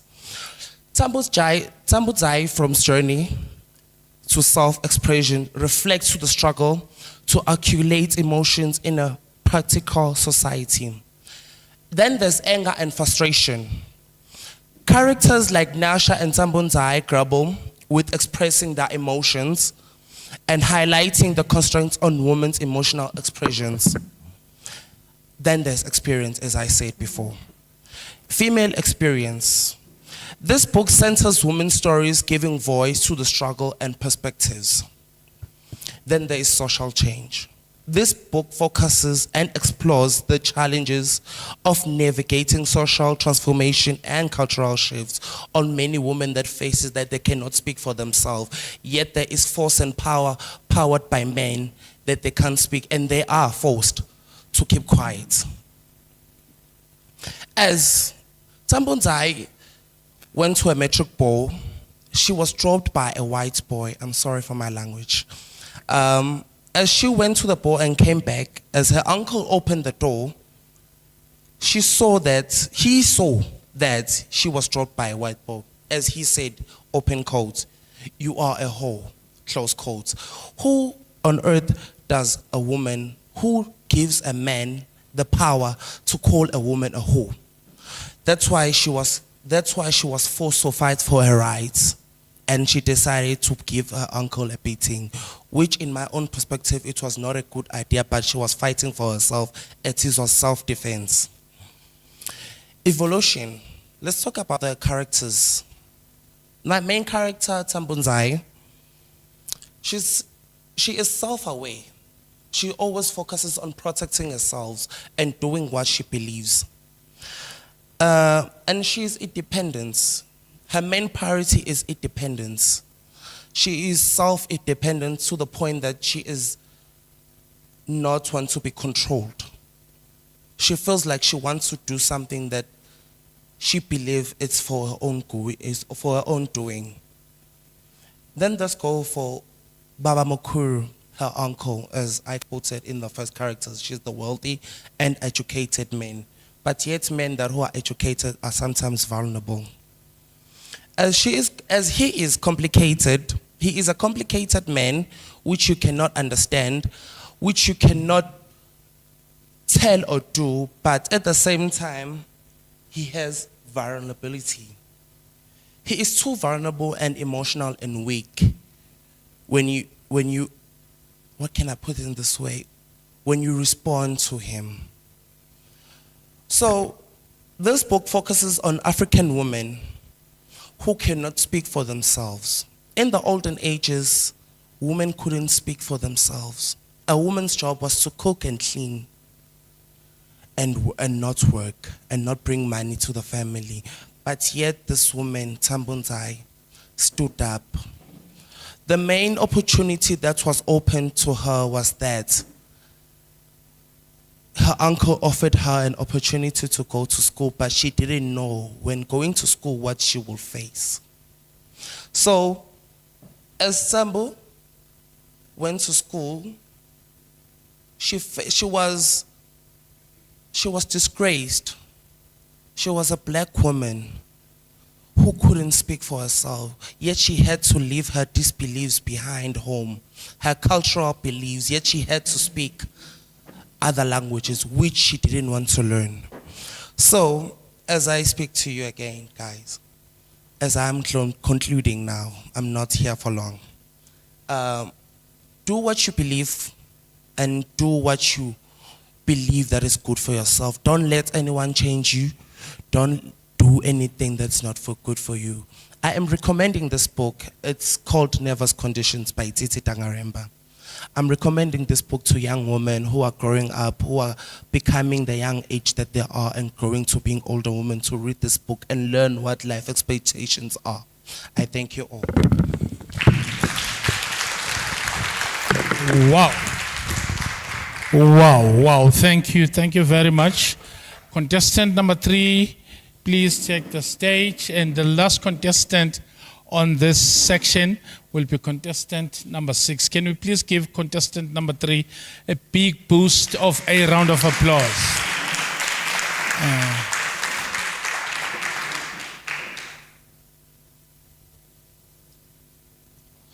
Contestants are also reminded that there is a, what do you call that screen? Power, what do you call it? Or whatever you can make use of. Is our college has that kind of resources available to you. If you want to use it, it's available, it's there for you. I know, smart, yes. Thank you, Silly. A smart board. Your smart board. Shame, humiliation, embarrassment, dishonor, and ignominy are synonymous to the word disgrace. Good day, ladies and gentlemen. My name is Luazi Kumalo, contestant number 3, and today I'd like to share with you a story about a lecturer who decided not only to lecture and ensure that the students received the literature, but he also ensured that his personal vendettas were fulfilled. Author of The Ducklands of 1974 and In the Hearts of the Country of 1977, which won the South African Literary Award as well as the C&A Prize. Waiting for the Barbarians of 1980, which was awarded the Geoffrey Faber Memorial Prize. This author is well known all around the world for his wonderful literary teachings and how he writes his books. Ladies and gentlemen, I'm speaking about none other than South African author J.M. Coetzee. This book is titled Disgrace. This invigorating drama has also won the Nobel Prize for 2003, as well as the 1999 Booker Prize. Published by Vintage Books 2000, printed and bound in Britain in Clay Limited, this book consists of 220 pages and 24 chapters. Now it's set in Cape Town, in the University of Cape Town, and down into the rural areas of the Eastern Cape. This is a tale to remember. It consists of the following characters. We have Melanie Isaacs, who is one of David Laurie's students. We have Lucy, David Laurie's daughter. We have Bev Shaw, Lucy's friend. And finally, we have David Laurie, who is Lucy's father and the protagonist of this novel. Now, in this drama, you'll find that the following themes will be explored. The theme of inequality, the theme of disadvantage, the theme of being overpowered, and the theme of abuse, oppression, animal nature, human nature, inhumane behaviors, self-introspection, and self-doubt. Now, this book starts at the heart of Cape Town University, where a professor of literature, also known as David Laurie, lectures at. Now, this lecturer is a unique one indeed, because he chooses to reside at the back room of the university. Now, as great of a teacher as David Laurie may be, he always exhibits irregular behaviors. Now, for a lecturer who is constantly surrounded by students, his predatory nature works to his advantage, and he disobeys everything that lecturers stand for. Now, at first, Mr. Laurie was entertaining a young lady by the name of Soraya, who he met at an agency where she worked. Soraya grew tired of the gruesome visits from Mr. David Laurie because they were never really invited. Now, this one time, she told him after a visit, she said, "I have to run and go home." She had to leave abruptly because her mother had fallen ill. That was her escape.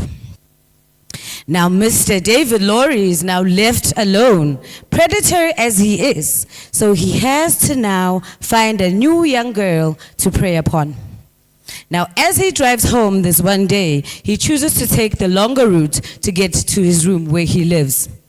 And as he's traveling to the room where he resides, there she was, Melanie Isaacs, one of his students. Now it was raining, so he offered to give her a lift home. Open quote. A child? She's no more than a child. What am I doing? Close quote. And even in that realization, his animalistic behaviors still prevailed. David Laurie says these words, and he knows exactly what he is about to do. Open quote. A compromise between honor and expediency. Close quote. Ladies and gentlemen, this is a man that struggles with change, morals, and values. A real predator. And he's constantly fighting between what's right and wrong, but within his nature, he always chooses to do the morally incorrect. Now, after having, open quote, consensually, close quote, so he says, taking advantage of Melanie Isaacs, the student distances herself from the university as well as his lectures. Now, but with every oppressor, there's bound to be a slip-up. He's set a midterm exam for his students, and Melanie Isaacs was nowhere to be found. The class sat, they wrote the paper, and he, once again, does what is morally and professionally incorrect. He marks her present for the paper and awards her with a mark for a test she did not sit for. Again, you will see how David Laurie is morally damaged. And then Melanie Isaacs returned to the university to explain to the management that she did not sit for the paper, unaware that Mr. Laurie has already forged and lied and said she sat for the paper. And at that moment, she had to explain herself to management and say, I did not write the paper, but Mr. David Laurie has done so and so to me. Management calls him in and says, what have you done? Open quote. I have never pretended to be a moral exemplar, close quote. David speaks these words as he's being questioned by management of the university. Open quote. I did not harm her. I did not coerce her, close quote. Even after he had looked her in the eye and saw how uncomfortable she was and her inability to fight him because he, to her, was her lecturer. And even after his colleagues had persuaded him to deny everything, he still acknowledged everything with power and pride and said, yes, I did it. I'm guilty of everything. Now he still finds ways to defend his actions, not realizing how oppressive, cruel, and inconsiderate they were to the student.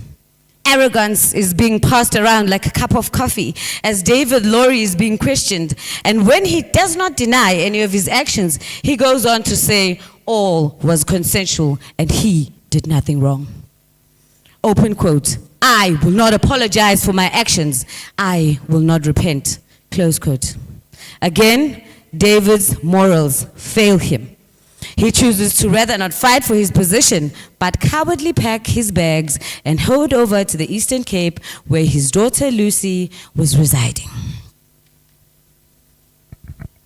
Ladies and gentlemen, I just want you to know, entitlement was really high from David Laurie because when he got to Lucy's residence, he had the audacity to question Petrus's residence in Lucy's house.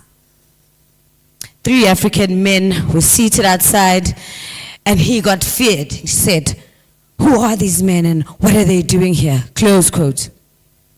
The men lied and said, we'd like to make a phone call. My sister had an accident and a baby, she's pregnant. Lucy allows them to come inside, and as she allowed one of them to come inside, they did not come there to make a call. They came for more than that.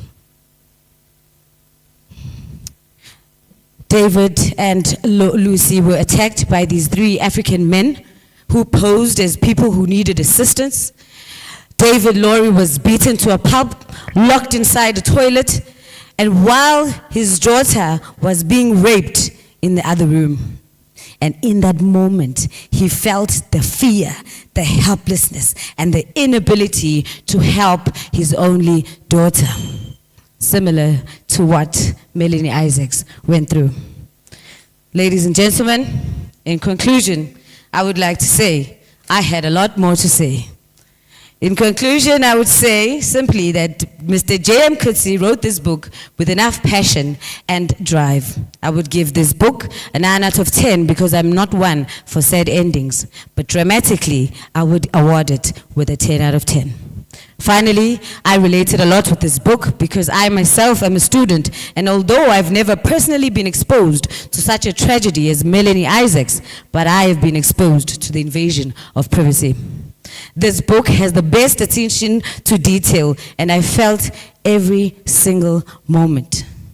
Thank you.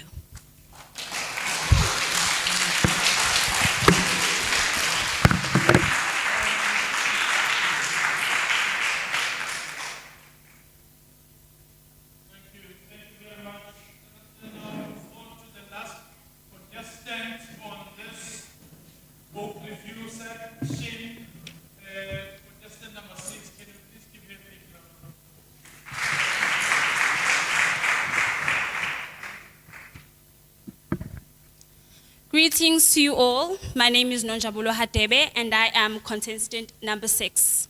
So I'll be doing a book review today on a novel titled Misbehave by the author Malebo Sepodi. So the setting of this book is in Johannesburg, South Africa, and it was published by Blackbird Books in August 2019. So I would like to describe the genre of this book as self-help. Okay. So, open quote. My mother's words echoed in my mind. A lady never raises her voice, never shows emotion. Never. This is a line quoted from the first chapter of this novel titled The Art of Being a Lady. This is where the author introduces her character, Naledi, who explores societal expectations and traditional upbringing. Misbehave is a thought-provoking novel that digs into the expectations and the complexities of identity, culture, and feminism in South Africa. Through the eyes of Naledi, a young black woman, Malebo, the author, masterfully explores the tension between traditional and modern identities. As Naledi navigates her relationships with family, friends, and romantic partner with a mother who is very traditional, conservative, and controlling, she confronts the complexities of black womanhood. She starts having mental health issues and experiences anxiety, depression, and self-doubts, which a lot of readers relate to. And the author portrays the mental health issue in both touching and an empathetic manner. Naledi's discovery of feminism makes a turning point in her journey. She begins to challenge patriarchal norms and questions the societal expectations placed upon her. Through her relationship with her love interest, Thabo, who the author may describe as a confident, middle-class young man that is charismatic and progressive and supports Naledi's growth and self-discovery by encouraging her to explore her identity, culture, and feminism. We also have a character named Ntombi, who is Naledi's friend in her late 20s, is also described as very confident and outspoken. So Ntombi comes with a transformative impact in Naledi's life by introducing her to feminist ideals and speaking her interest in social justice, boosting her confidence and speaking her interest in social justice. Through these two characters, the author illustrates the importance of relationships and female friendships. Through the novel, the author explores themes of identity, culture, feminism, mental health, and connections. She critiques societal expectations placed on black women and celebrates self-expression and individuality. The author takes us through the journey of understanding Naledi's transitions and her reasons for her choices. She gives us a picture of this young woman who is black, introverted, curious, determined, and passionate. She develops greater self-awareness and confidence throughout the novel. She explores feminist principles and applies them to her life. Naledi's character evolves as she navigates the complexities and grows into her own identity. The impact we're showing from the chapter 10, which is titled Unlearning, Relearning. She reflects on growth and self-discovery. She embraces her identity, imperfections, complexities, and the author expresses this chapter in this chapter when she says, open quote, "I was no longer trying to fit into someone's definitions of ladylike. I was creating my own," close quote. This also shows in chapter 20, titled Becoming, where she is breaking free from societal expectations, as this is the last chapter, and this powerful conclusion leaves readers with a sense of hope, possibility, underscoring Naledi's growth and transformation. One of the novel's greatest strengths is its ability to capture the fine details of Johannesburg urban landscape. The author's vivid description of the city's vibrant culture and complex social dynamics brings the narrative to life. Also, the authentic voice. The author's writing captures the touches of South Africa's culture and language. It includes empowering message where the novel celebrates self-expression, individuality, and female empowerment.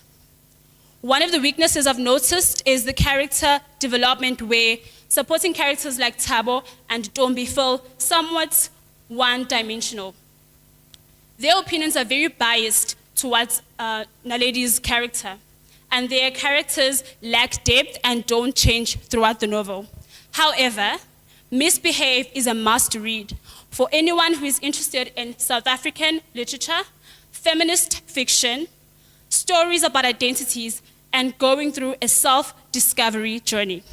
This book covers explorations of mental health and wellness, and most importantly, the celebrations of Black womanhood and individuality.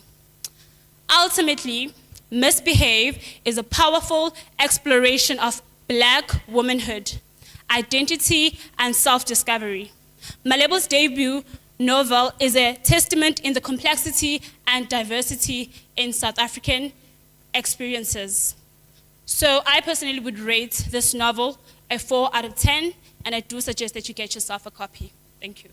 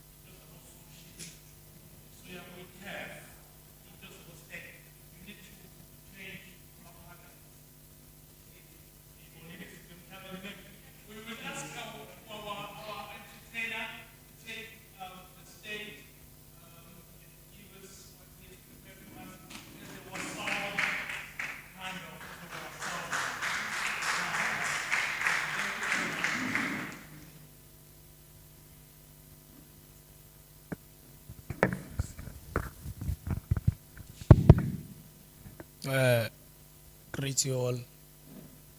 Ginbingelele, sanibonani, dumelang. Igama unqoba wakabhengu.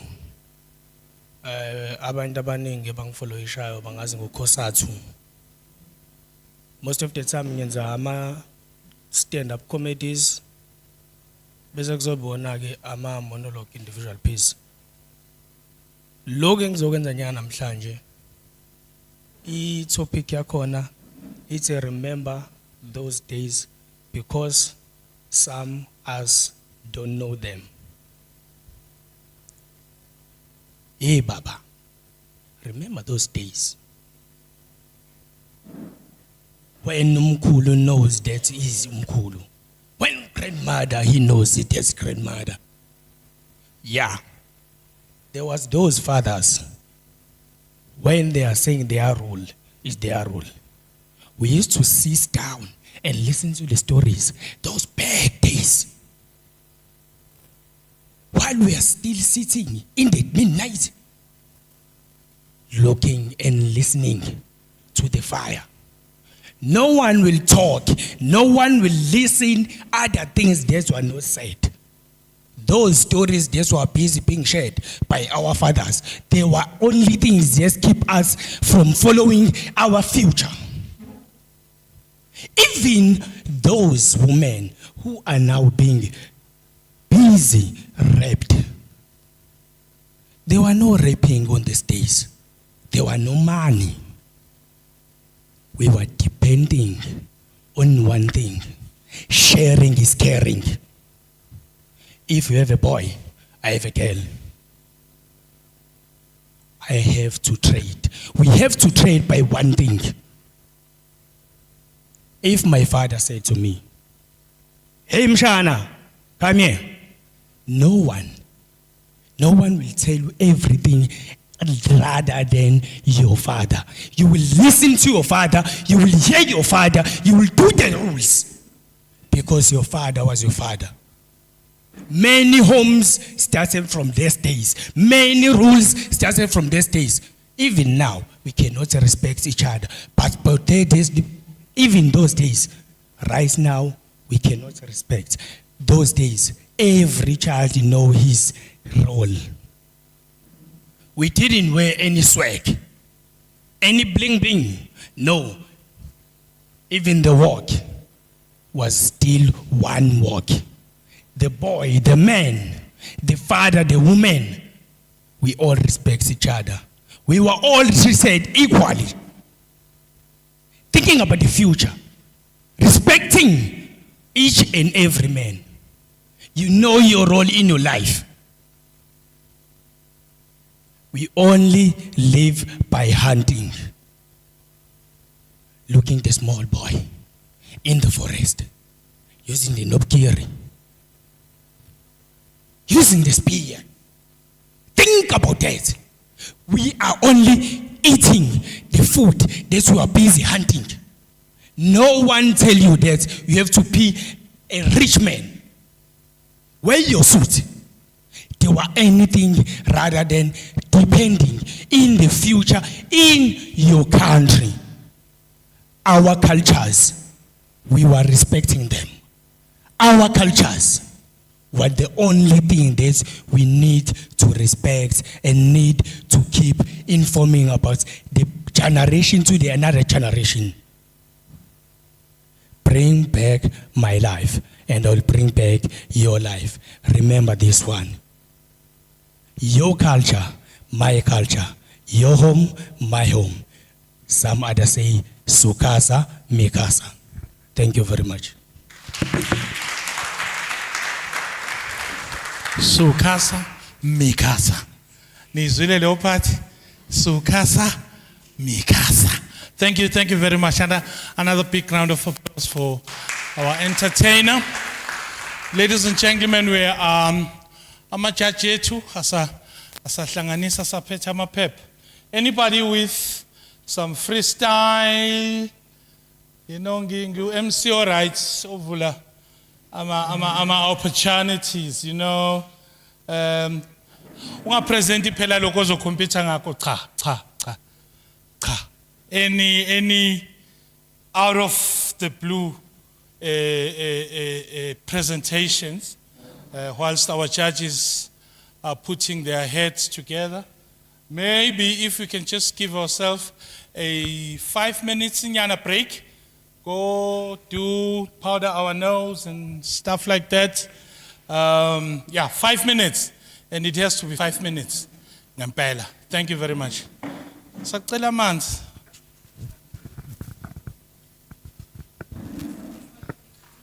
Yeah. Oh. Nangu timekeeper. It's 12:15. Uzobe seyishaya 12:50. Uzobe seyishaya insimbi yakhe. We're taking the last session, which is poetry. 5 minutes per contestant. And not all campuses have registered for poetry. Thank you very much.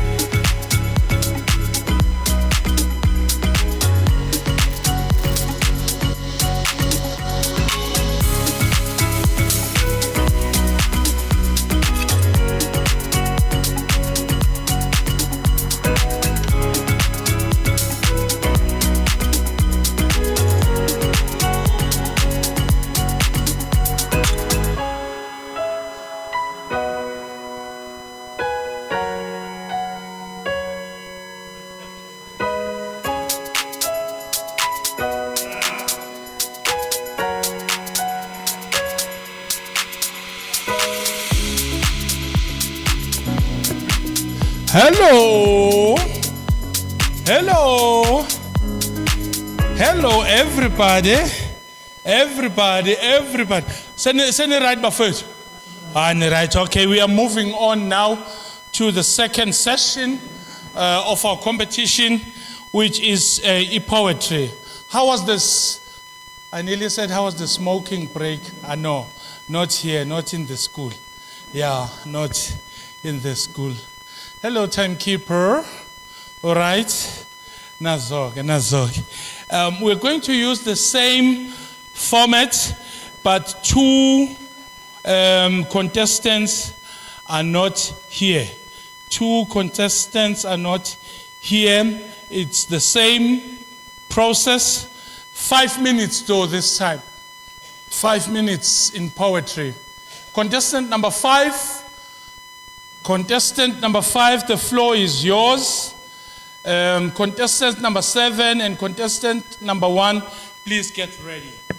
Contestant number 5.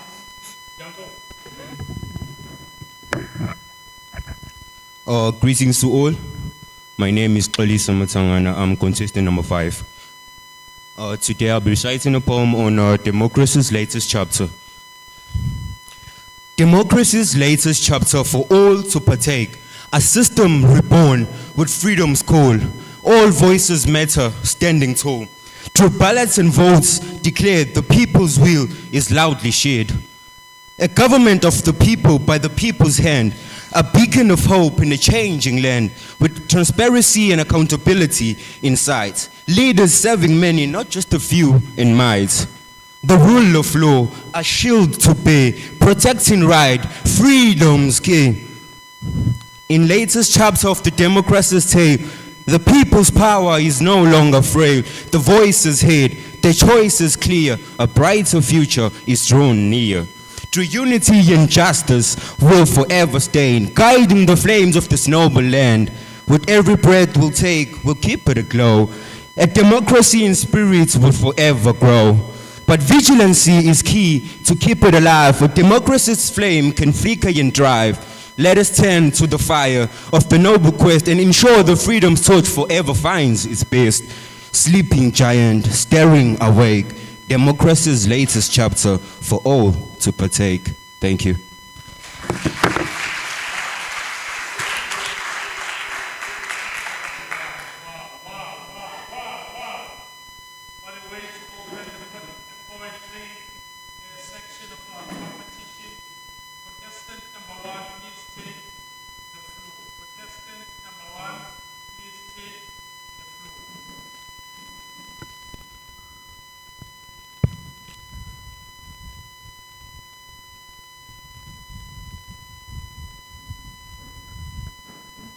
Khona zonke izinto. Khona la ufaka khona i-USB. Yenza into yakho. Yeah.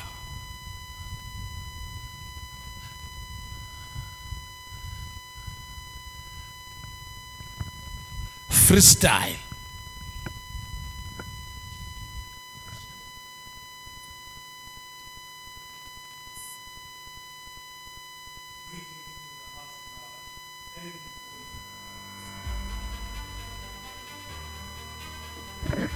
Standing before you is candidate 1, here to recite a poem titled Democracy to Me. From the root of the green, the red and blue streak, the black and the white is what stands out now that the GNU has come about. Coups are not to be seen in sight, so we are fortunate that we can still breathe in unity. Leading the people has gone mainstream. It is time for a joint effort to raise South Africa and her crown for leadership as a two-way street, a tributary. Trials and tribulations try the despairing hope of the nation.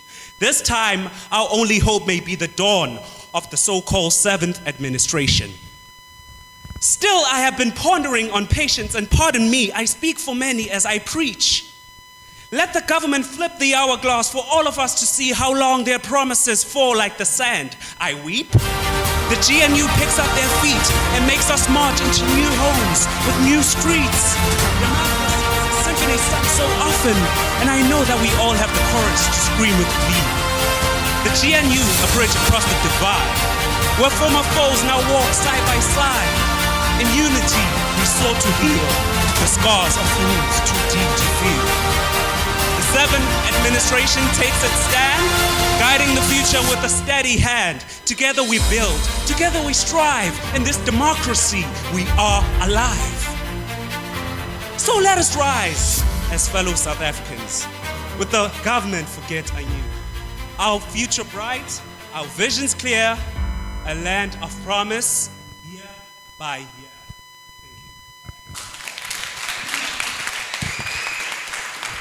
Yo, kuyashisa.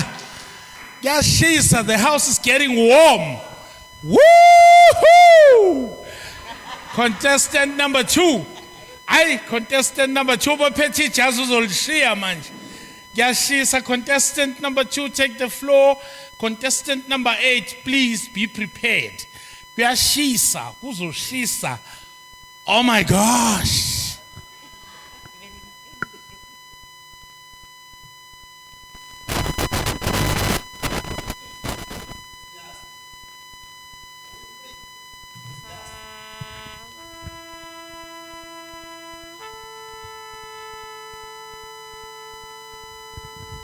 duka ama microphone.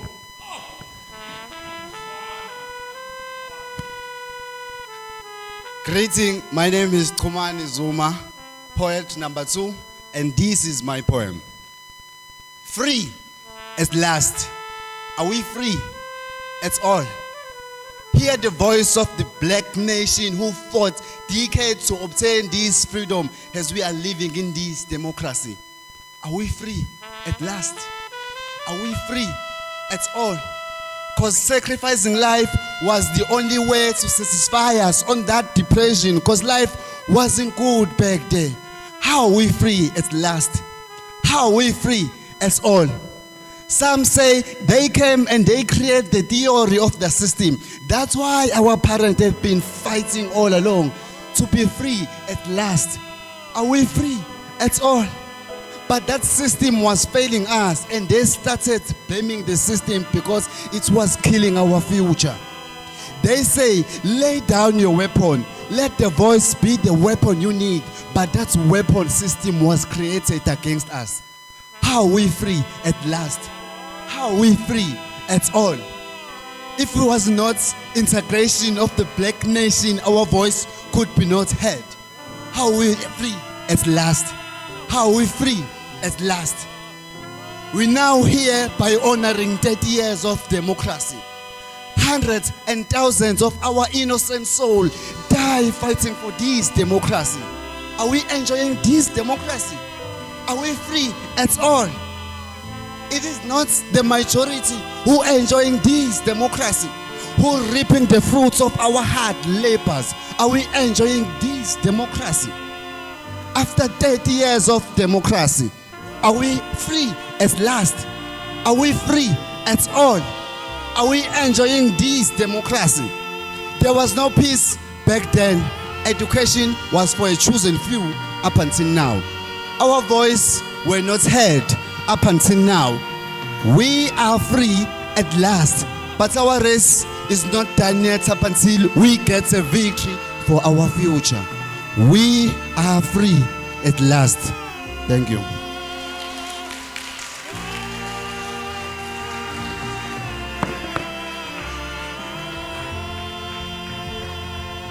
Free at last.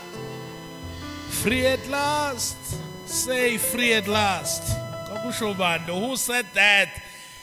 La asho bani lawa mazwi washo bani kwenzekeni? Free at last. Free at last. Woo! Siyabonga ayashisa. Number 8 Woza Sizwe. Number 3 Lunga. Number 6 Usivalele.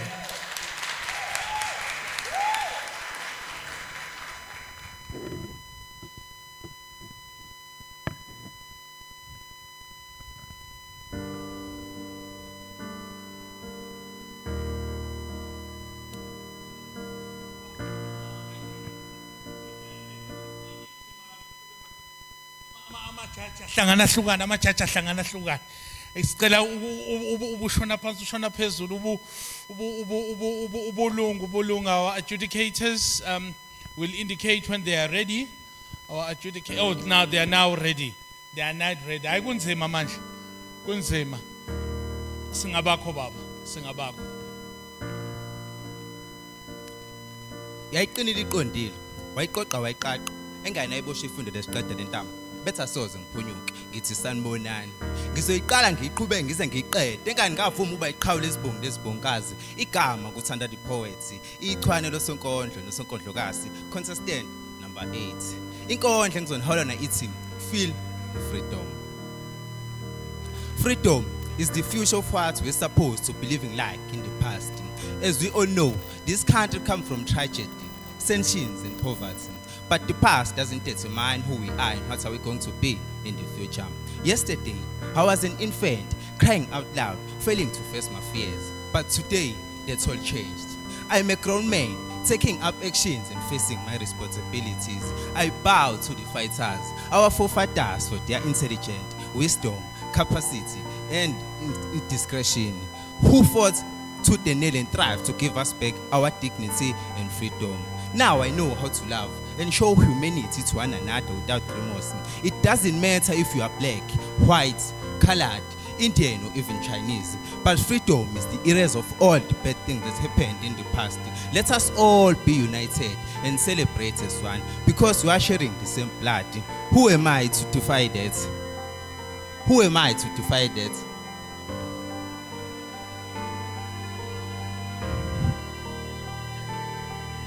Bickering is not an option. Between hate and love, I choose peace and forgiveness. Because none of this can then make sense in our lives. Why do we pretend one another on daily basis? You don't laugh another man's misfortune if you wanna make it in life. Well, in that case, you're going to reap what you sow. Freedom made it clear that you are now equal. Yes, yes, we are free to do anything in this world as long as we obey the rules of living with the freedom. The people's choice. I like the sound of that. It's music into my ears as I remember the heroes before us. Winnie Madikizela Mandela, David Webster, Solomon Mahlangu, Steve Biko, Albertina Sisulu and Nelson Mandela. The list is endless, but I salute them all for giving us the freedom. I wish I was there when they were saying, freedom is coming tomorrow. All that excitement and joy, they thought they have buried you, but they didn't know you were the seeds. And we are the fruits to feel the freedom. Thunder the poet, I thank you. Wow, wow. This poem is reminding me of the song we used to sing. Freedom is coming tomorrow. Woo! Number 3. Take the stage. Take the stage. Number 6, get ready. Number 6, get ready to close off. Ayisivule ngemililo. And iziko liyashisa lik6. Iziko. Istofu 66. Kuyashisa kozwakala. Woo! Yeehaw! Adjudicators. How is the seat, adjudicators? If my seat is this hot, eyeni njani? Angifisi nokuba umahluleli makunje. Hayi, sethe into zakho baba. Zisethe uyihlanganise. Asifune umuntu ozokhala uthi yena wancishwa ithuba. No. We are all going to get equal opportunities to express ourselves because poetry is all about expression, the expression of feelings, whether good or bad. Yangizwa sengiyakhompoza. Yazi sengiyakhompoza ke manje. Sengiyakhompoza. Bekukuhle kodwa kuba lento yakuhlehla wayiqade ngwavulile lamathuba.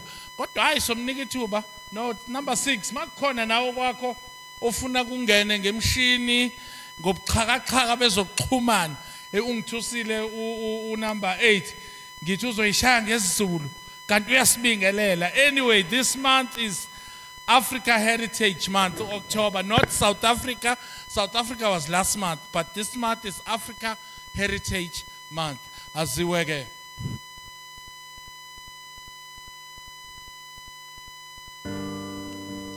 I quote,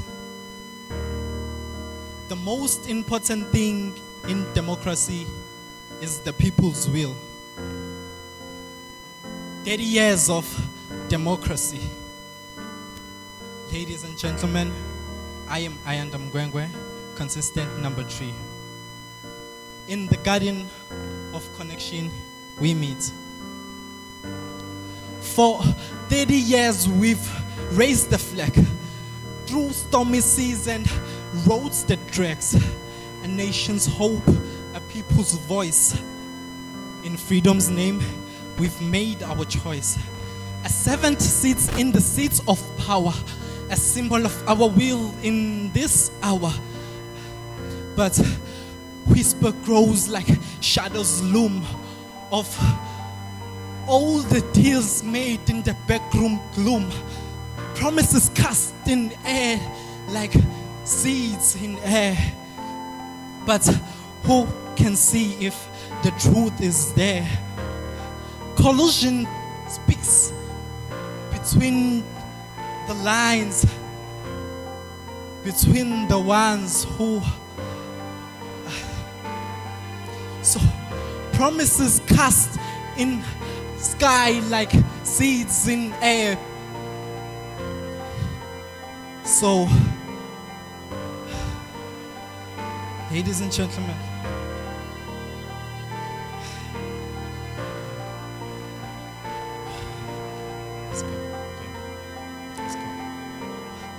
promises cast like seeds in air, but who can say if the truth is there?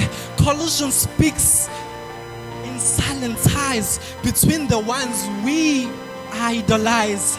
But yes, we hope, we dream, we fight for what is right, for what is just. 30 years, we won't let go. Though faces change and power shifts, we will hold the line, we will mend the rifts. For in our hearts, the people's reign, we will rise time and again. Thank you. Ooh. Thank you, thank you, thank you, thank you very much. Thank you very much. Ngithandile umculo obudlala in the background. Raise our emotions. Because anyway, poetry is about emotions. Number 6, contestant number 6, take your stage, set up whatever you want to set up. Sifuna ukuzwa imizwa yokuzwa. Hayi bakithi ngathi nginalo nami ikhono. Ningizwe. Contestant number 6 is on stage, ladies and gentlemen. Sure. Every story has an ending. Most stories end well, but unfortunately love stories end in tears. My name is Samgelo Masenga, and I'm here to do my poem. Every story has an ending. Most stories end well, but unfortunately love stories end in tears. It doesn't matter if it lasts for days, weeks, months, or even years. Relationships are like glass. They always shine when they start to being used, but when they get used to being used, they break. And it's almost impossible to fix, no matter how it got broken deliberately or by mistake.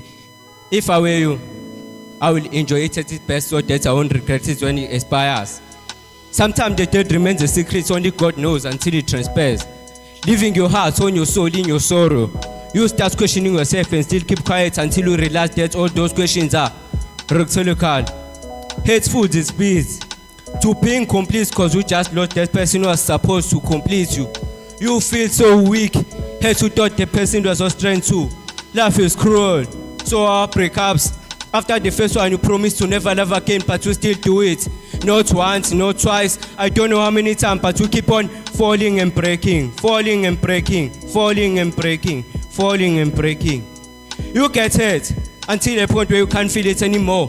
It's so easy to find love and much easier to lose it. I guess easy come, easy go. You try being a better love after making several mistakes, but you still cannot be a love, bro. Wasn't love supposed to be a great thing? Wasn't supposed to give us happiness? Wasn't supposed to make us smile more, cry less? Again, it's futile to ask myself those questions. Who am I? Who knows? Maybe I'm one of those who fall without caution. Ignore them all when the danger signs start to show. Love makes me laugh. I don't understand and why you invest so much in knowing that doesn't pay dividends. All it gives back is hearts full of scars and evidence. Two young people who don't believe when we say love really hurts. Every story has an ending. Most stories end well, but unfortunately love stories end in tears. It doesn't matter if it lasts for days, weeks, months, or even years. Thank you. Love, love, love, love, love, love. Can we please give a big round of applause to all our poets? They got fire. Banomlilo. Banomlilo. Thank you very much, ladies and gentlemen. And this for me says South Africa has a future, because a nation without poets is a nation that is slowly, slowly dying. We are now going to give our adjudicators an opportunity to compile our results and give an opportunity to those assigned to audit the results to do so. Whilst I know our speaker, our poet number 6, said he has a poem. Are you ready to? Let's give you an opportunity. We are now in the entertainment section of our competition. Poet number 6, the stage is yours. And contestant number 3. Ngimzwile ukuthi khona ezulu angasipha yona. Siphume esikhala. Ngiyacela ubuviva baba.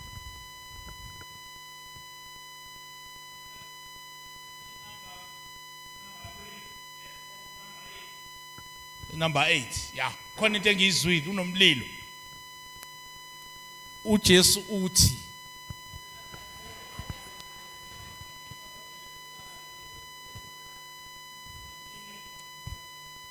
wakwazi ukuvumela bezizwe bemhlukumeze esweni lakhe.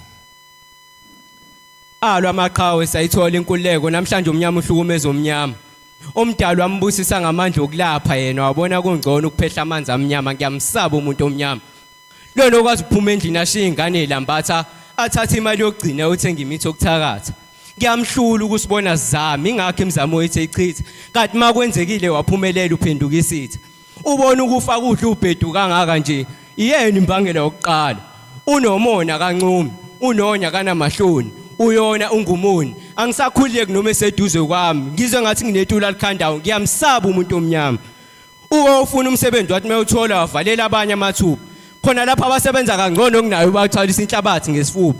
Akanandaba nomunye umuntu kuphela nje uyifunela izikhundla. Sengangithatha iminyaka engaphezulu kweyishumi ukubala inani lemphefumulo elikhishwe nguye. Ngoba nale mali eyavelayo. Mina ke ngilunge ngenayo kakade kuyiyona esifelayo. Umuntu omnyama ukuthanda makusakhona onakho angenakho makuphela khohlo wena. Uwahlukumeza ingane yamfowabo emva kokushonela abazali bayo. Nalapha inhloso bekuyikhumbuzo ukuthi ekhaya uyena kuphela osebenzayo ngiyamsaba umuntu omnyama. Uwafika emzini thizene eswele. Bamnika indawo uthi akhosele yena wabona kungcono uthi abatshontshele. Ubese kungicacela ukuthi lona umsiza namhlanje kusasa kujikele. Ngamumva nje ingalo yomthetho isiqina kakhulu makumele ivalele abamsula ngiyasola ngasithatha kakhulu ngesinxele. Makwenzeka ngisadana abamhlophe ningixolele. Ngoba omunye behlupheka na izolo namhlanje unemadlana uhambela phezulu. Usuyabona ukuthi incane into ephakamisa umuntu omnyama. Abanye obala ababuleleni ngobala ngobala. Ezweni samangoni kuningi ukudonsisana. Abanye basindomona nenzondo ngenxa nje ukube izitha nokubambisana. Ngisaba ngisho nokuphumelela. Ngiyafunga nazo ukhona ofunga ukuthi ngeke ngibe yilutho kulomhlaba ngiyamsaba umuntu omnyama. Impela kulele kunye ukube kubili ngabe kuyavusana. Lapho ngeke ngakhuluma kakhulu ngesizukulwane samanje nami ngisawusana. Kulele kunye ukube kubili ngabe kade kwavusana. Lapho ngeke ngakhuluma kakhulu nami ngisawusana. Ningizimu uhulumeni akanikweleti yebo nyavota kodwa lokho futhi kusokuyisinqumo senu nisuke ningakhonjiwe ngesibhamu. Imisebenzi lenikhala ngayo nithi lo mnumzana akayithathe naye sebenzela abamhlophe. Inkinga yaqala endulo abantu abamnyama bephisana ngomhlaba kulapha ngenkathi besiphisana. Inkinga yaqala endulo ngenkathi abantu abamnyama bephisana ngomhlaba kulapha. Navumela ukuthi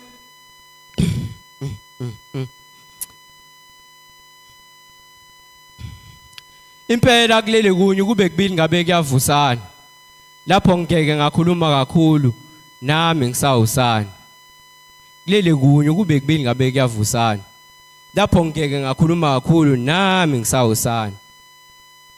Ningizimu uhulumeni akanikweleti yebo nyavota kodwa lokho futhi kusokuyisinqumo senu nisuke ningakhonjiwe ngesibhamu.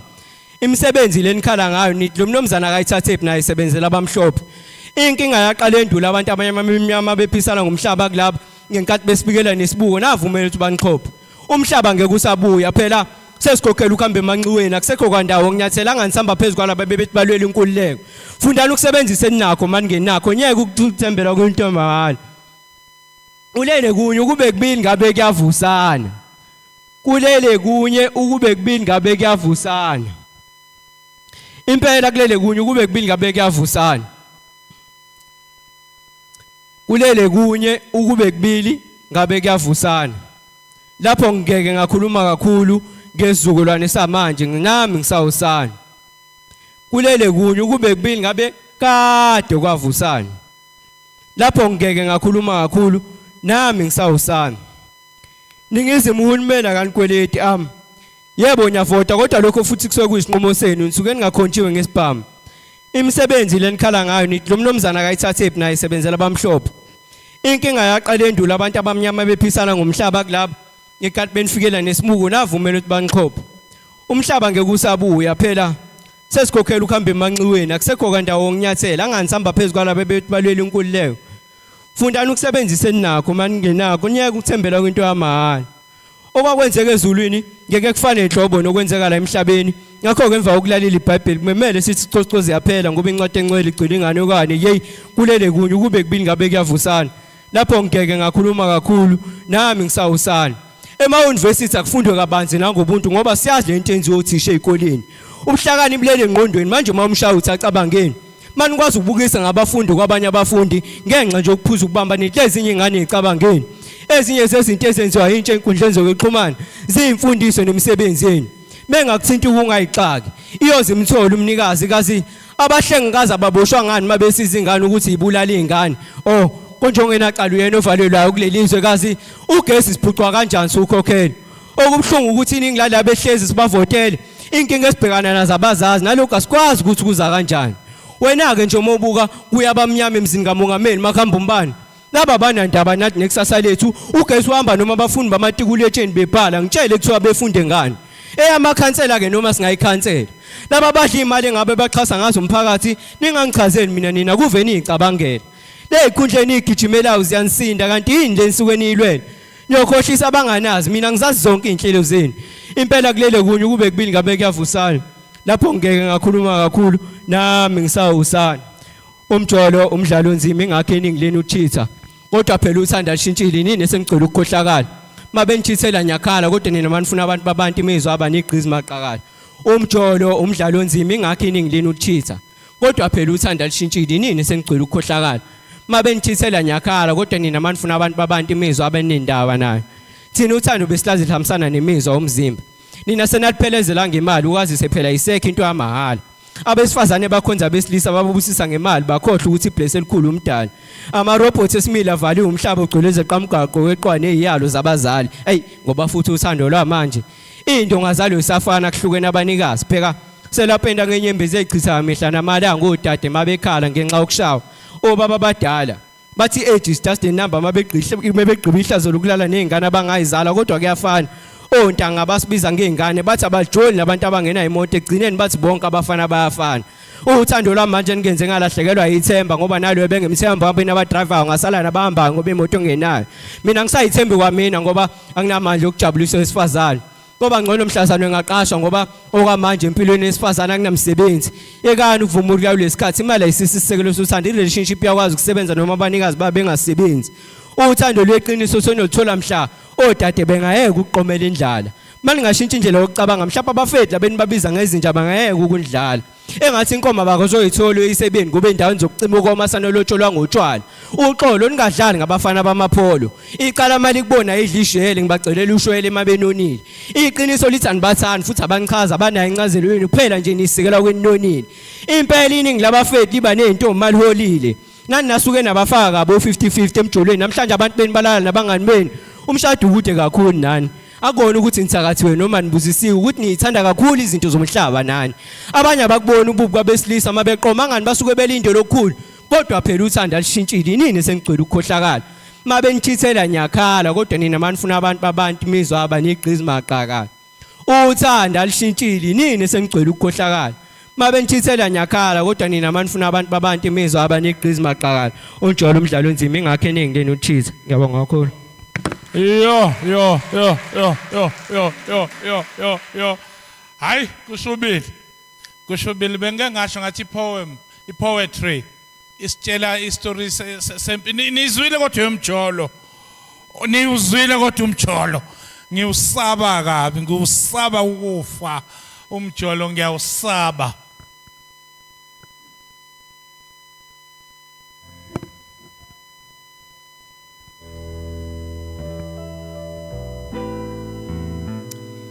Imbonga ibingeleli kodwa yalalelwa.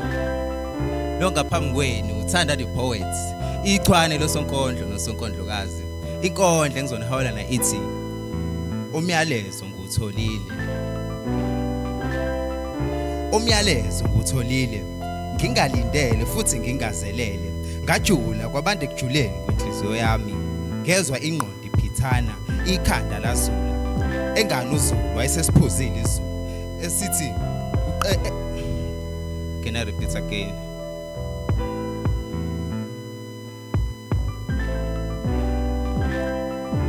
Umyalezo ngutholile.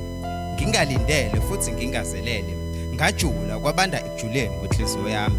Ngezwa ingqondo iphithana, ikhanda lazula. Engani uZulu wayesesiphuzile izulu. Ethi uqeda isizungu kade usesigwaza ngowakhe. Umyalezo ngutholile. Ngingalindele inhliziyo ngayizishaya ngamandla. Engani inhlanzi asishelwe ngamanzi. Laqala usizi ngase ngikhaluswa nawubala. Inhliziyo yami yahluleka ukuphampa igazi ngendlela ejwayelekile. Kwakhala ibhunge ezendlebeni yami. Umyalezo ufundeka kanje. Mntanami, ngiyazi sewuzibona ukhulile manje. Kodwa uyakhohlwa ukuthi ukhulele kuphi futhi kanjani. Engifisa ukwazi ukuthi kusemhlabeni lana akekho umuntu yokuthanda njengami. Phela ngakubelethe izinyanga eziyishagalolunye eswini sami. Yize ufresh njena kuyimzamo yami. Ngikunabukisa mihla namalanga. Ngikinuka uthando ongefaniswe nalutho. Kepha masukhulile awusangihloniphi. Mengikubonisa indlela yokuphila ukhetha ukulalela abangani kunami. Ngazibona njengomuntu ongazalanga kepha owabola amathumbu. Mntanami, usizi nezinyembezi zami kwaziwa umqamelo mangilele ebusuku. Khanga unganaki menginika umqamelo ekseni. Vele la ekhaya ufana nemoto yemali. Ubonakala kanye ngesonto. La ekhaya kuzovalwa ngehlahla uma unganakile. Akusasele insuku ezingaki ngizihambele emhlabeni. Oh mntanami, ngiyazisa ngosizo ozobhekana nalo ngingasekho emhlabeni. Engani labangani uhamba nabo ebusuku nemini. Bayobe sebenyamalele. Engani indlela uzikhethele wena ukuba ihlongandlebe. Mntanami, lalela. Isizulu sithi Isilungu sithi when days are dark friends are few. Njengoba ugqoka mina, njengoba udla mina, kepha usanesibindi sokungikhafulela ebusweni ngamanzi. Ngalesikhathi othola ngaso lo myalezo, ngizobe sengingasekho emhlabeni. Mntanami, ngizwe kahle ngithi ngisakuthanda futhi asoze ngeke. Kodwa lo myalezo usiyavalelisa kuwe ngoba uhlulekile ukuba umntwana olungile. Ngisahlanhla mfana, Sanda the poets.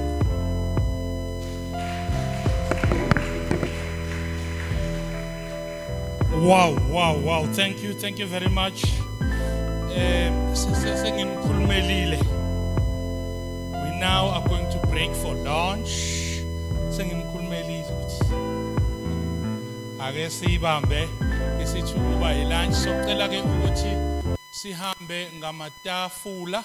Sizobizwa nje according to table. Angithi sibonile nge tea time ukuthi indawo ibincane ngale. So we're going to go ngamatafula bazosibiza ke abasibizayo ukuthi to have our lunch, and when we come back it's only then that we're going to get a vote of thanks and we're going to get our results. Bon appetit, enjoy the lunch. Thank you.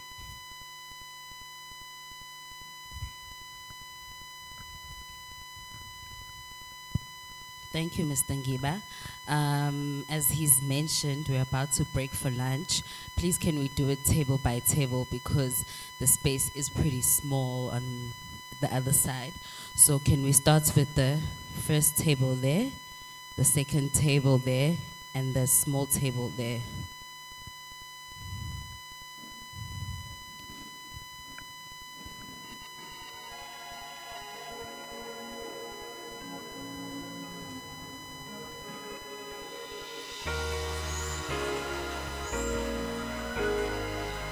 Guys, because indawo incane ngale ningeza ukuzodlela ngala. So nifike niphake ngale nizodlela ngale, abanye bengahlala but indawo incane.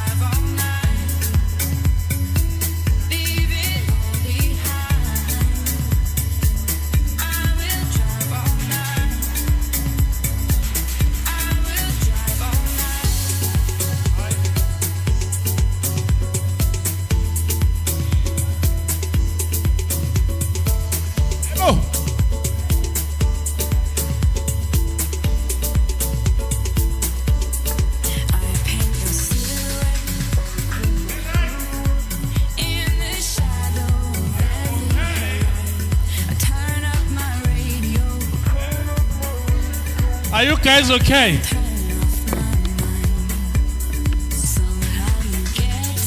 Xoxisana ke nabaphathi ongathi competition izoqala phansi. We're starting everything all over again. Contestant number 1, can you please come to the stage? Aibu, hey, sesifuna ukugoduka manje. Kumnandi khona endwetwe kodwa we want to be home now. Guys, what a day. See right. See, are we full? Like sidlile, eh? Inkinga indaba yokudla. Labafana bathi, boss, I can't work because I'm hungry. Okay. Ngiwuthenge kuPoloni nesinkwa no2 litre. Badle. Mase beqedile ukudla. Ngithi asambeni ngamadoda esiyosebenza. Bathi, boss, we can't work. We're too full. Hey guys, ningangenzi leyo nto. We've got, this is the last section of our day, which for me was a very beautiful day. Can we please give a big round of applause to Ndwedwe campus for providing us with a venue, esinika ambiance, the ambiance, which this venue excited our creative juices. So we are coming right to the tail end of our program. Have the results been audited? They have been audited. Thank you very much. What comes first? A vote of thanks or announcement of our results? A vote of thanks, which goes along with me being fired. I'm not coming back here again. Let me say my goodbyes. I love you guys. I hope I did not mesmerize your day. Your day was good. I hope I added some value to your day. Because after a vote of thanks, kuzobe sekushubile. And I don't want to be part of that shubering. I don't want to be part of that shubering. I will hand over to Miss Ntombela to give us a vote of thanks and continue with the rest of the program. Me as the program director, I am fired. Maybe should I say I quit?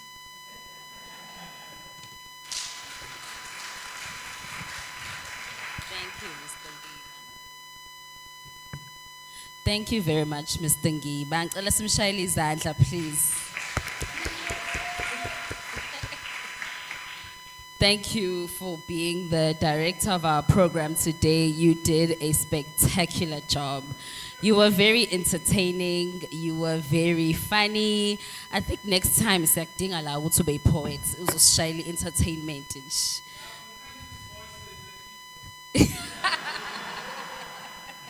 I noted, Mr. Ngiba, we'll make sure ukuthi say receive leyo invoice. Thank you very much. So we've come to the end of our program.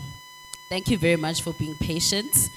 We know that today has been a very hot day, but our competition ran very, very smoothly. I'd like to thank cooperation of everyone here today, our judges, our entertainment, our teachers. Everybody here today deserves a big round of applause. On behalf of the Student Support Services, I'd like to thank Ndwedwe Campus for allowing us to use this very beautiful and cool venue. I'd like to thank our English teachers for the remarkable work that you have done here today. We can really see that the English society is growing in the college, and it's definitely going to grow to be much bigger, and I'm so excited to be part of that. So thank you very much to the English lecturers. To the SLOs on campus, thank you so, so much for coordinating everything related to our students, for making sure our students sign indemnity forms before they leave, for being there nje for our students. Siyabonga kakhulu, siyabonga Suzeni, siyabonga kakhulu nje. I'd like to thank campus managers as well from all the campuses just for supporting our students and supporting our lecturers and for allowing them to use iskati during lessons, to practice and to meet. We really do appreciate that. So we're going to hand over to the judges, but before I do, I'd like to tell all the participants here today that everyone is going to receive a t-shirt. Unfortunately, due to supply chain processes, it did delay, and it will only be delivered tomorrow. But I will make sure that Monday, everyone here who participated receives their golf t-shirts. We also made provision for backpacks for the top 3 participants, which again did not arrive today, but I will make sure that on Monday, the top 3 receives their backpacks and their t-shirts. But for now, we do have very exciting prizes for you guys, but I'd like to hand over to the judges to carry on. Thank you.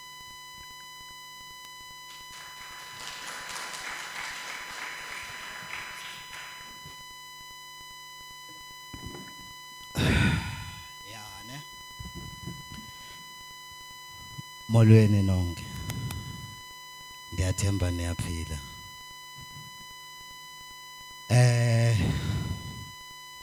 Luhambe kahle kakhulu usuku lethu namhlanje. Noma kube khona ke ubunzima. Kodwa kusena sihlale ethembeni. Sibonge ukuhostwa lapha ecampus eNdwedwe. Sibonge kuwo wonke umuntu owenze lento ya successfully. Zo announce la ama results wethu we book review.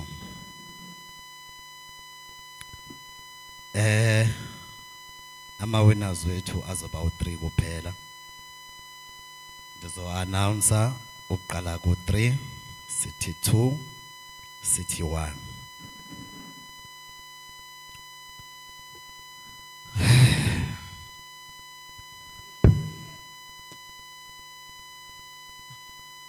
Nalibambe igazi.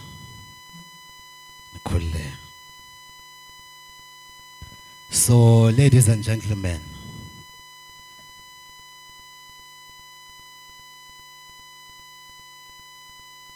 for number 3, we have contestant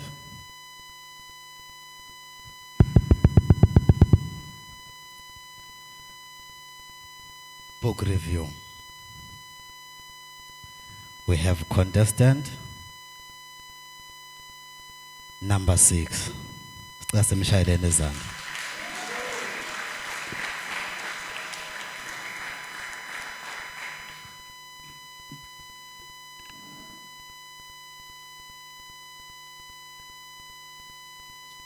So, congratulations.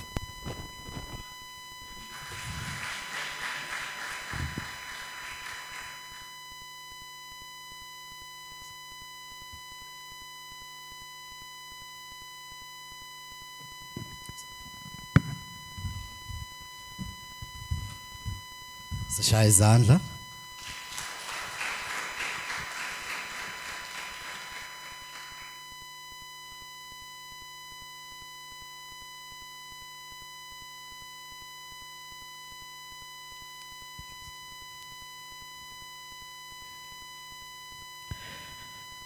Sisashaya kanjalo izandla. Book review. Contestant for number 2. We have contestant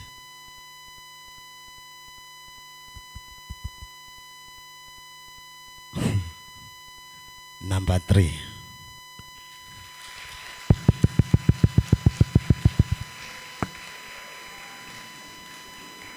Ungasafi.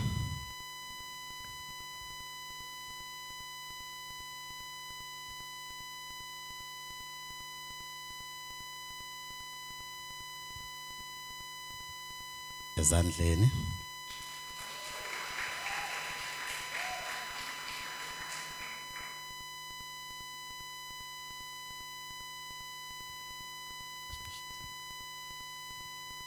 Oh yeah.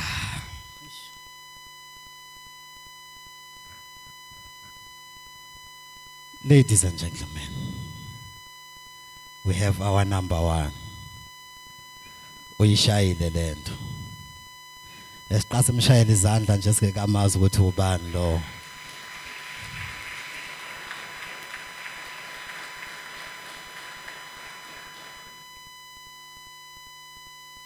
Book reviewer, contestant,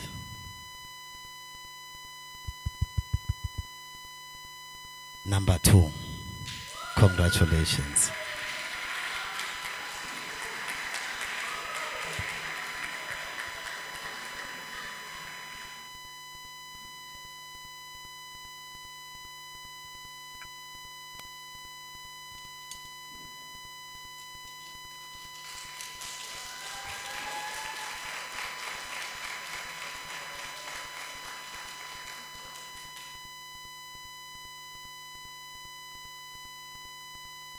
Congratulations. Ladies and gentlemen, ngithanda ukubonga kuwo wonke umuntu oparticipateile kwi-book review. Nenze kahle kakhulu.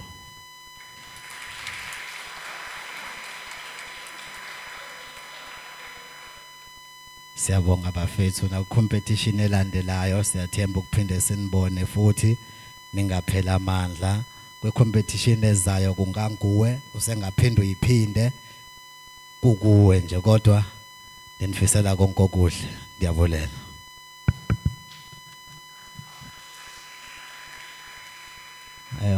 Umnakwethu la uzo announcer ipoetry.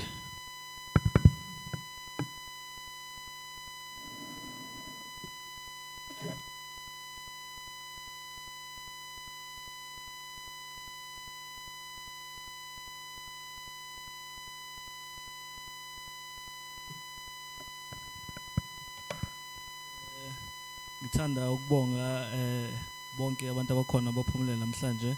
Nami ngiqale nje ngibongela ithuba lokuthi ngibe lana namhlanje. I think it's really an honor to be a part of you guys kule competition at emnandi kakhulu. I-competition yethu be challenging kakhulu, be competitive kakhulu, ama-contestant beyimisele kakhulu.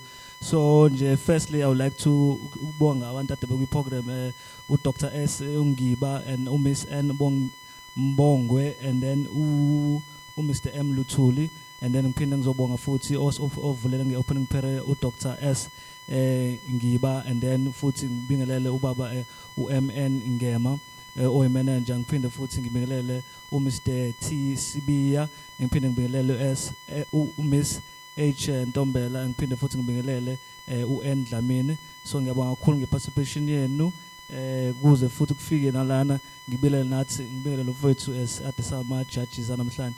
So ngibonga kakhulu. So without wasting any time nami ngizo announce ama results poetry.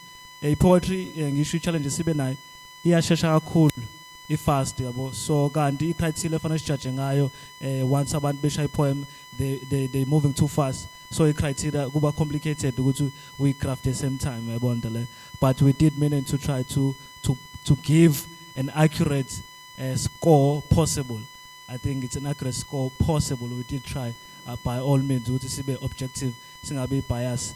So number 3 wethu wanamhlanje kuzoba poetry, uzoba contestant number 3.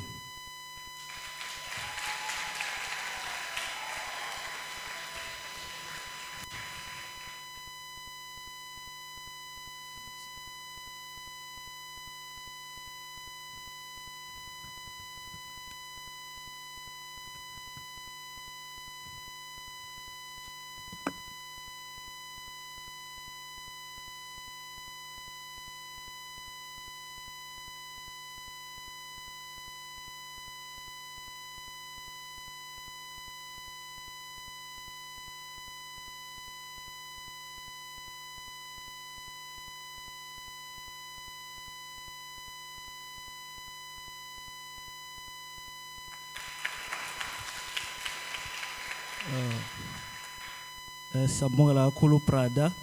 Number 2 wethu. I think we made a mistake here. That was contestant number 3. I think my brother, there's a little bit of mistake. Like his number is number 3 again. Number 3 again. What's going on?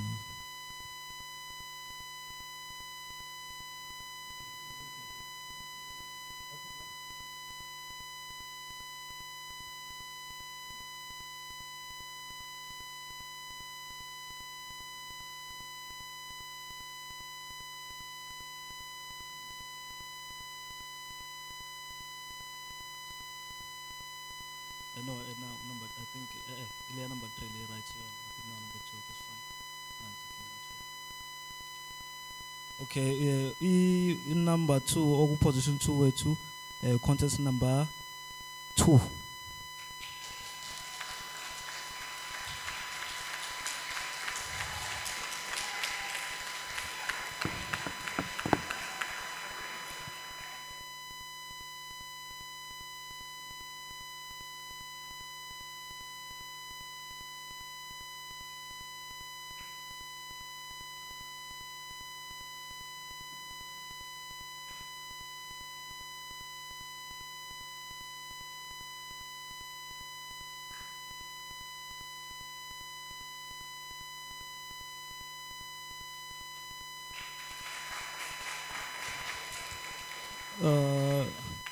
Iwina yethu namhlanje kwi poetry be challenging kakhulu but kodwa based on criteria sikwazile ukuthi sibe fair possible. So number 1 wethu contested number. Ngicela ukusho ukuthi why kubo contested number 8. If besibuka the way ade be high ngayo ama poetry call. Number 8, but bonke bebe confident, but something about number 8. Number 8 is just enjoying himself on stage. He never panicked and uvelo relaxed. I just enjoyed himself. So number 8 to number 1.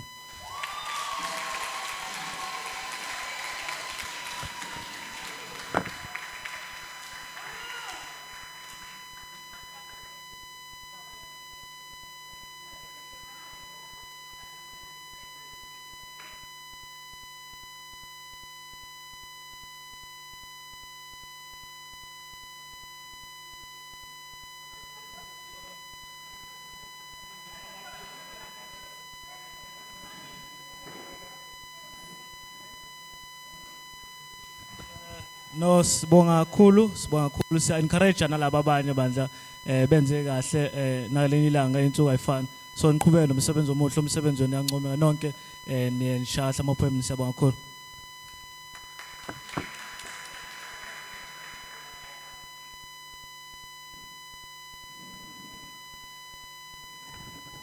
Siyabonga kakhulu. Thank you to our judges. That was excellent results. Congratulations to the winners and well done to everyone that participated here today. We are all very proud of you. As a token of our appreciation, we'd like to give the judges a gift. Siyabonga nje sibonga ukuthi nibe nathi la namhlanje nasibekezelela nalalela abafundi bethu and you gave excellent results. Siyabonga kakhulu. Sicela ukunipha nje okuncane nje. Sibonga umusa wenu.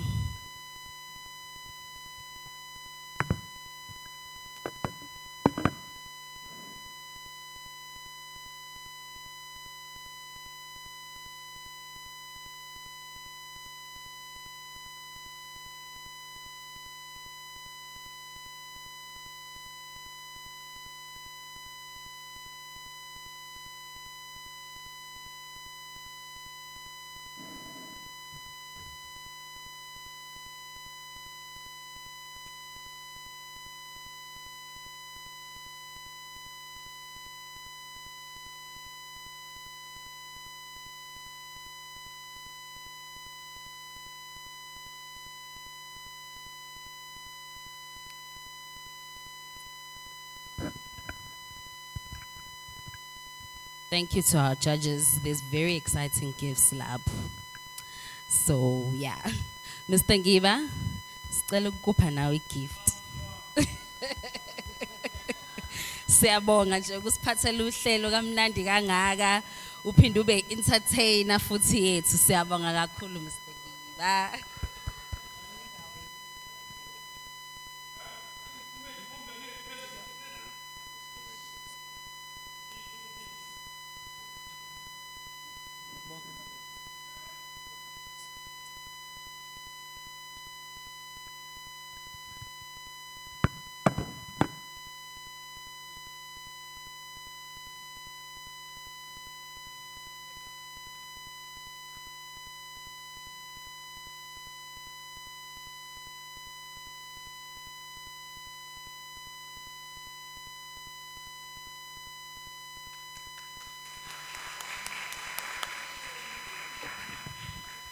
Thank you, Mr. Ngiba. So we've come to the very, very end of our program.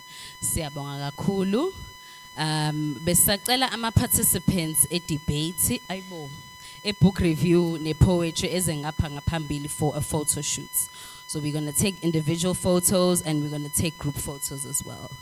Thank you very much. We've come to the end of the program. Sisinga goduk. Nihambe kahle kakhulu. Siyabonga.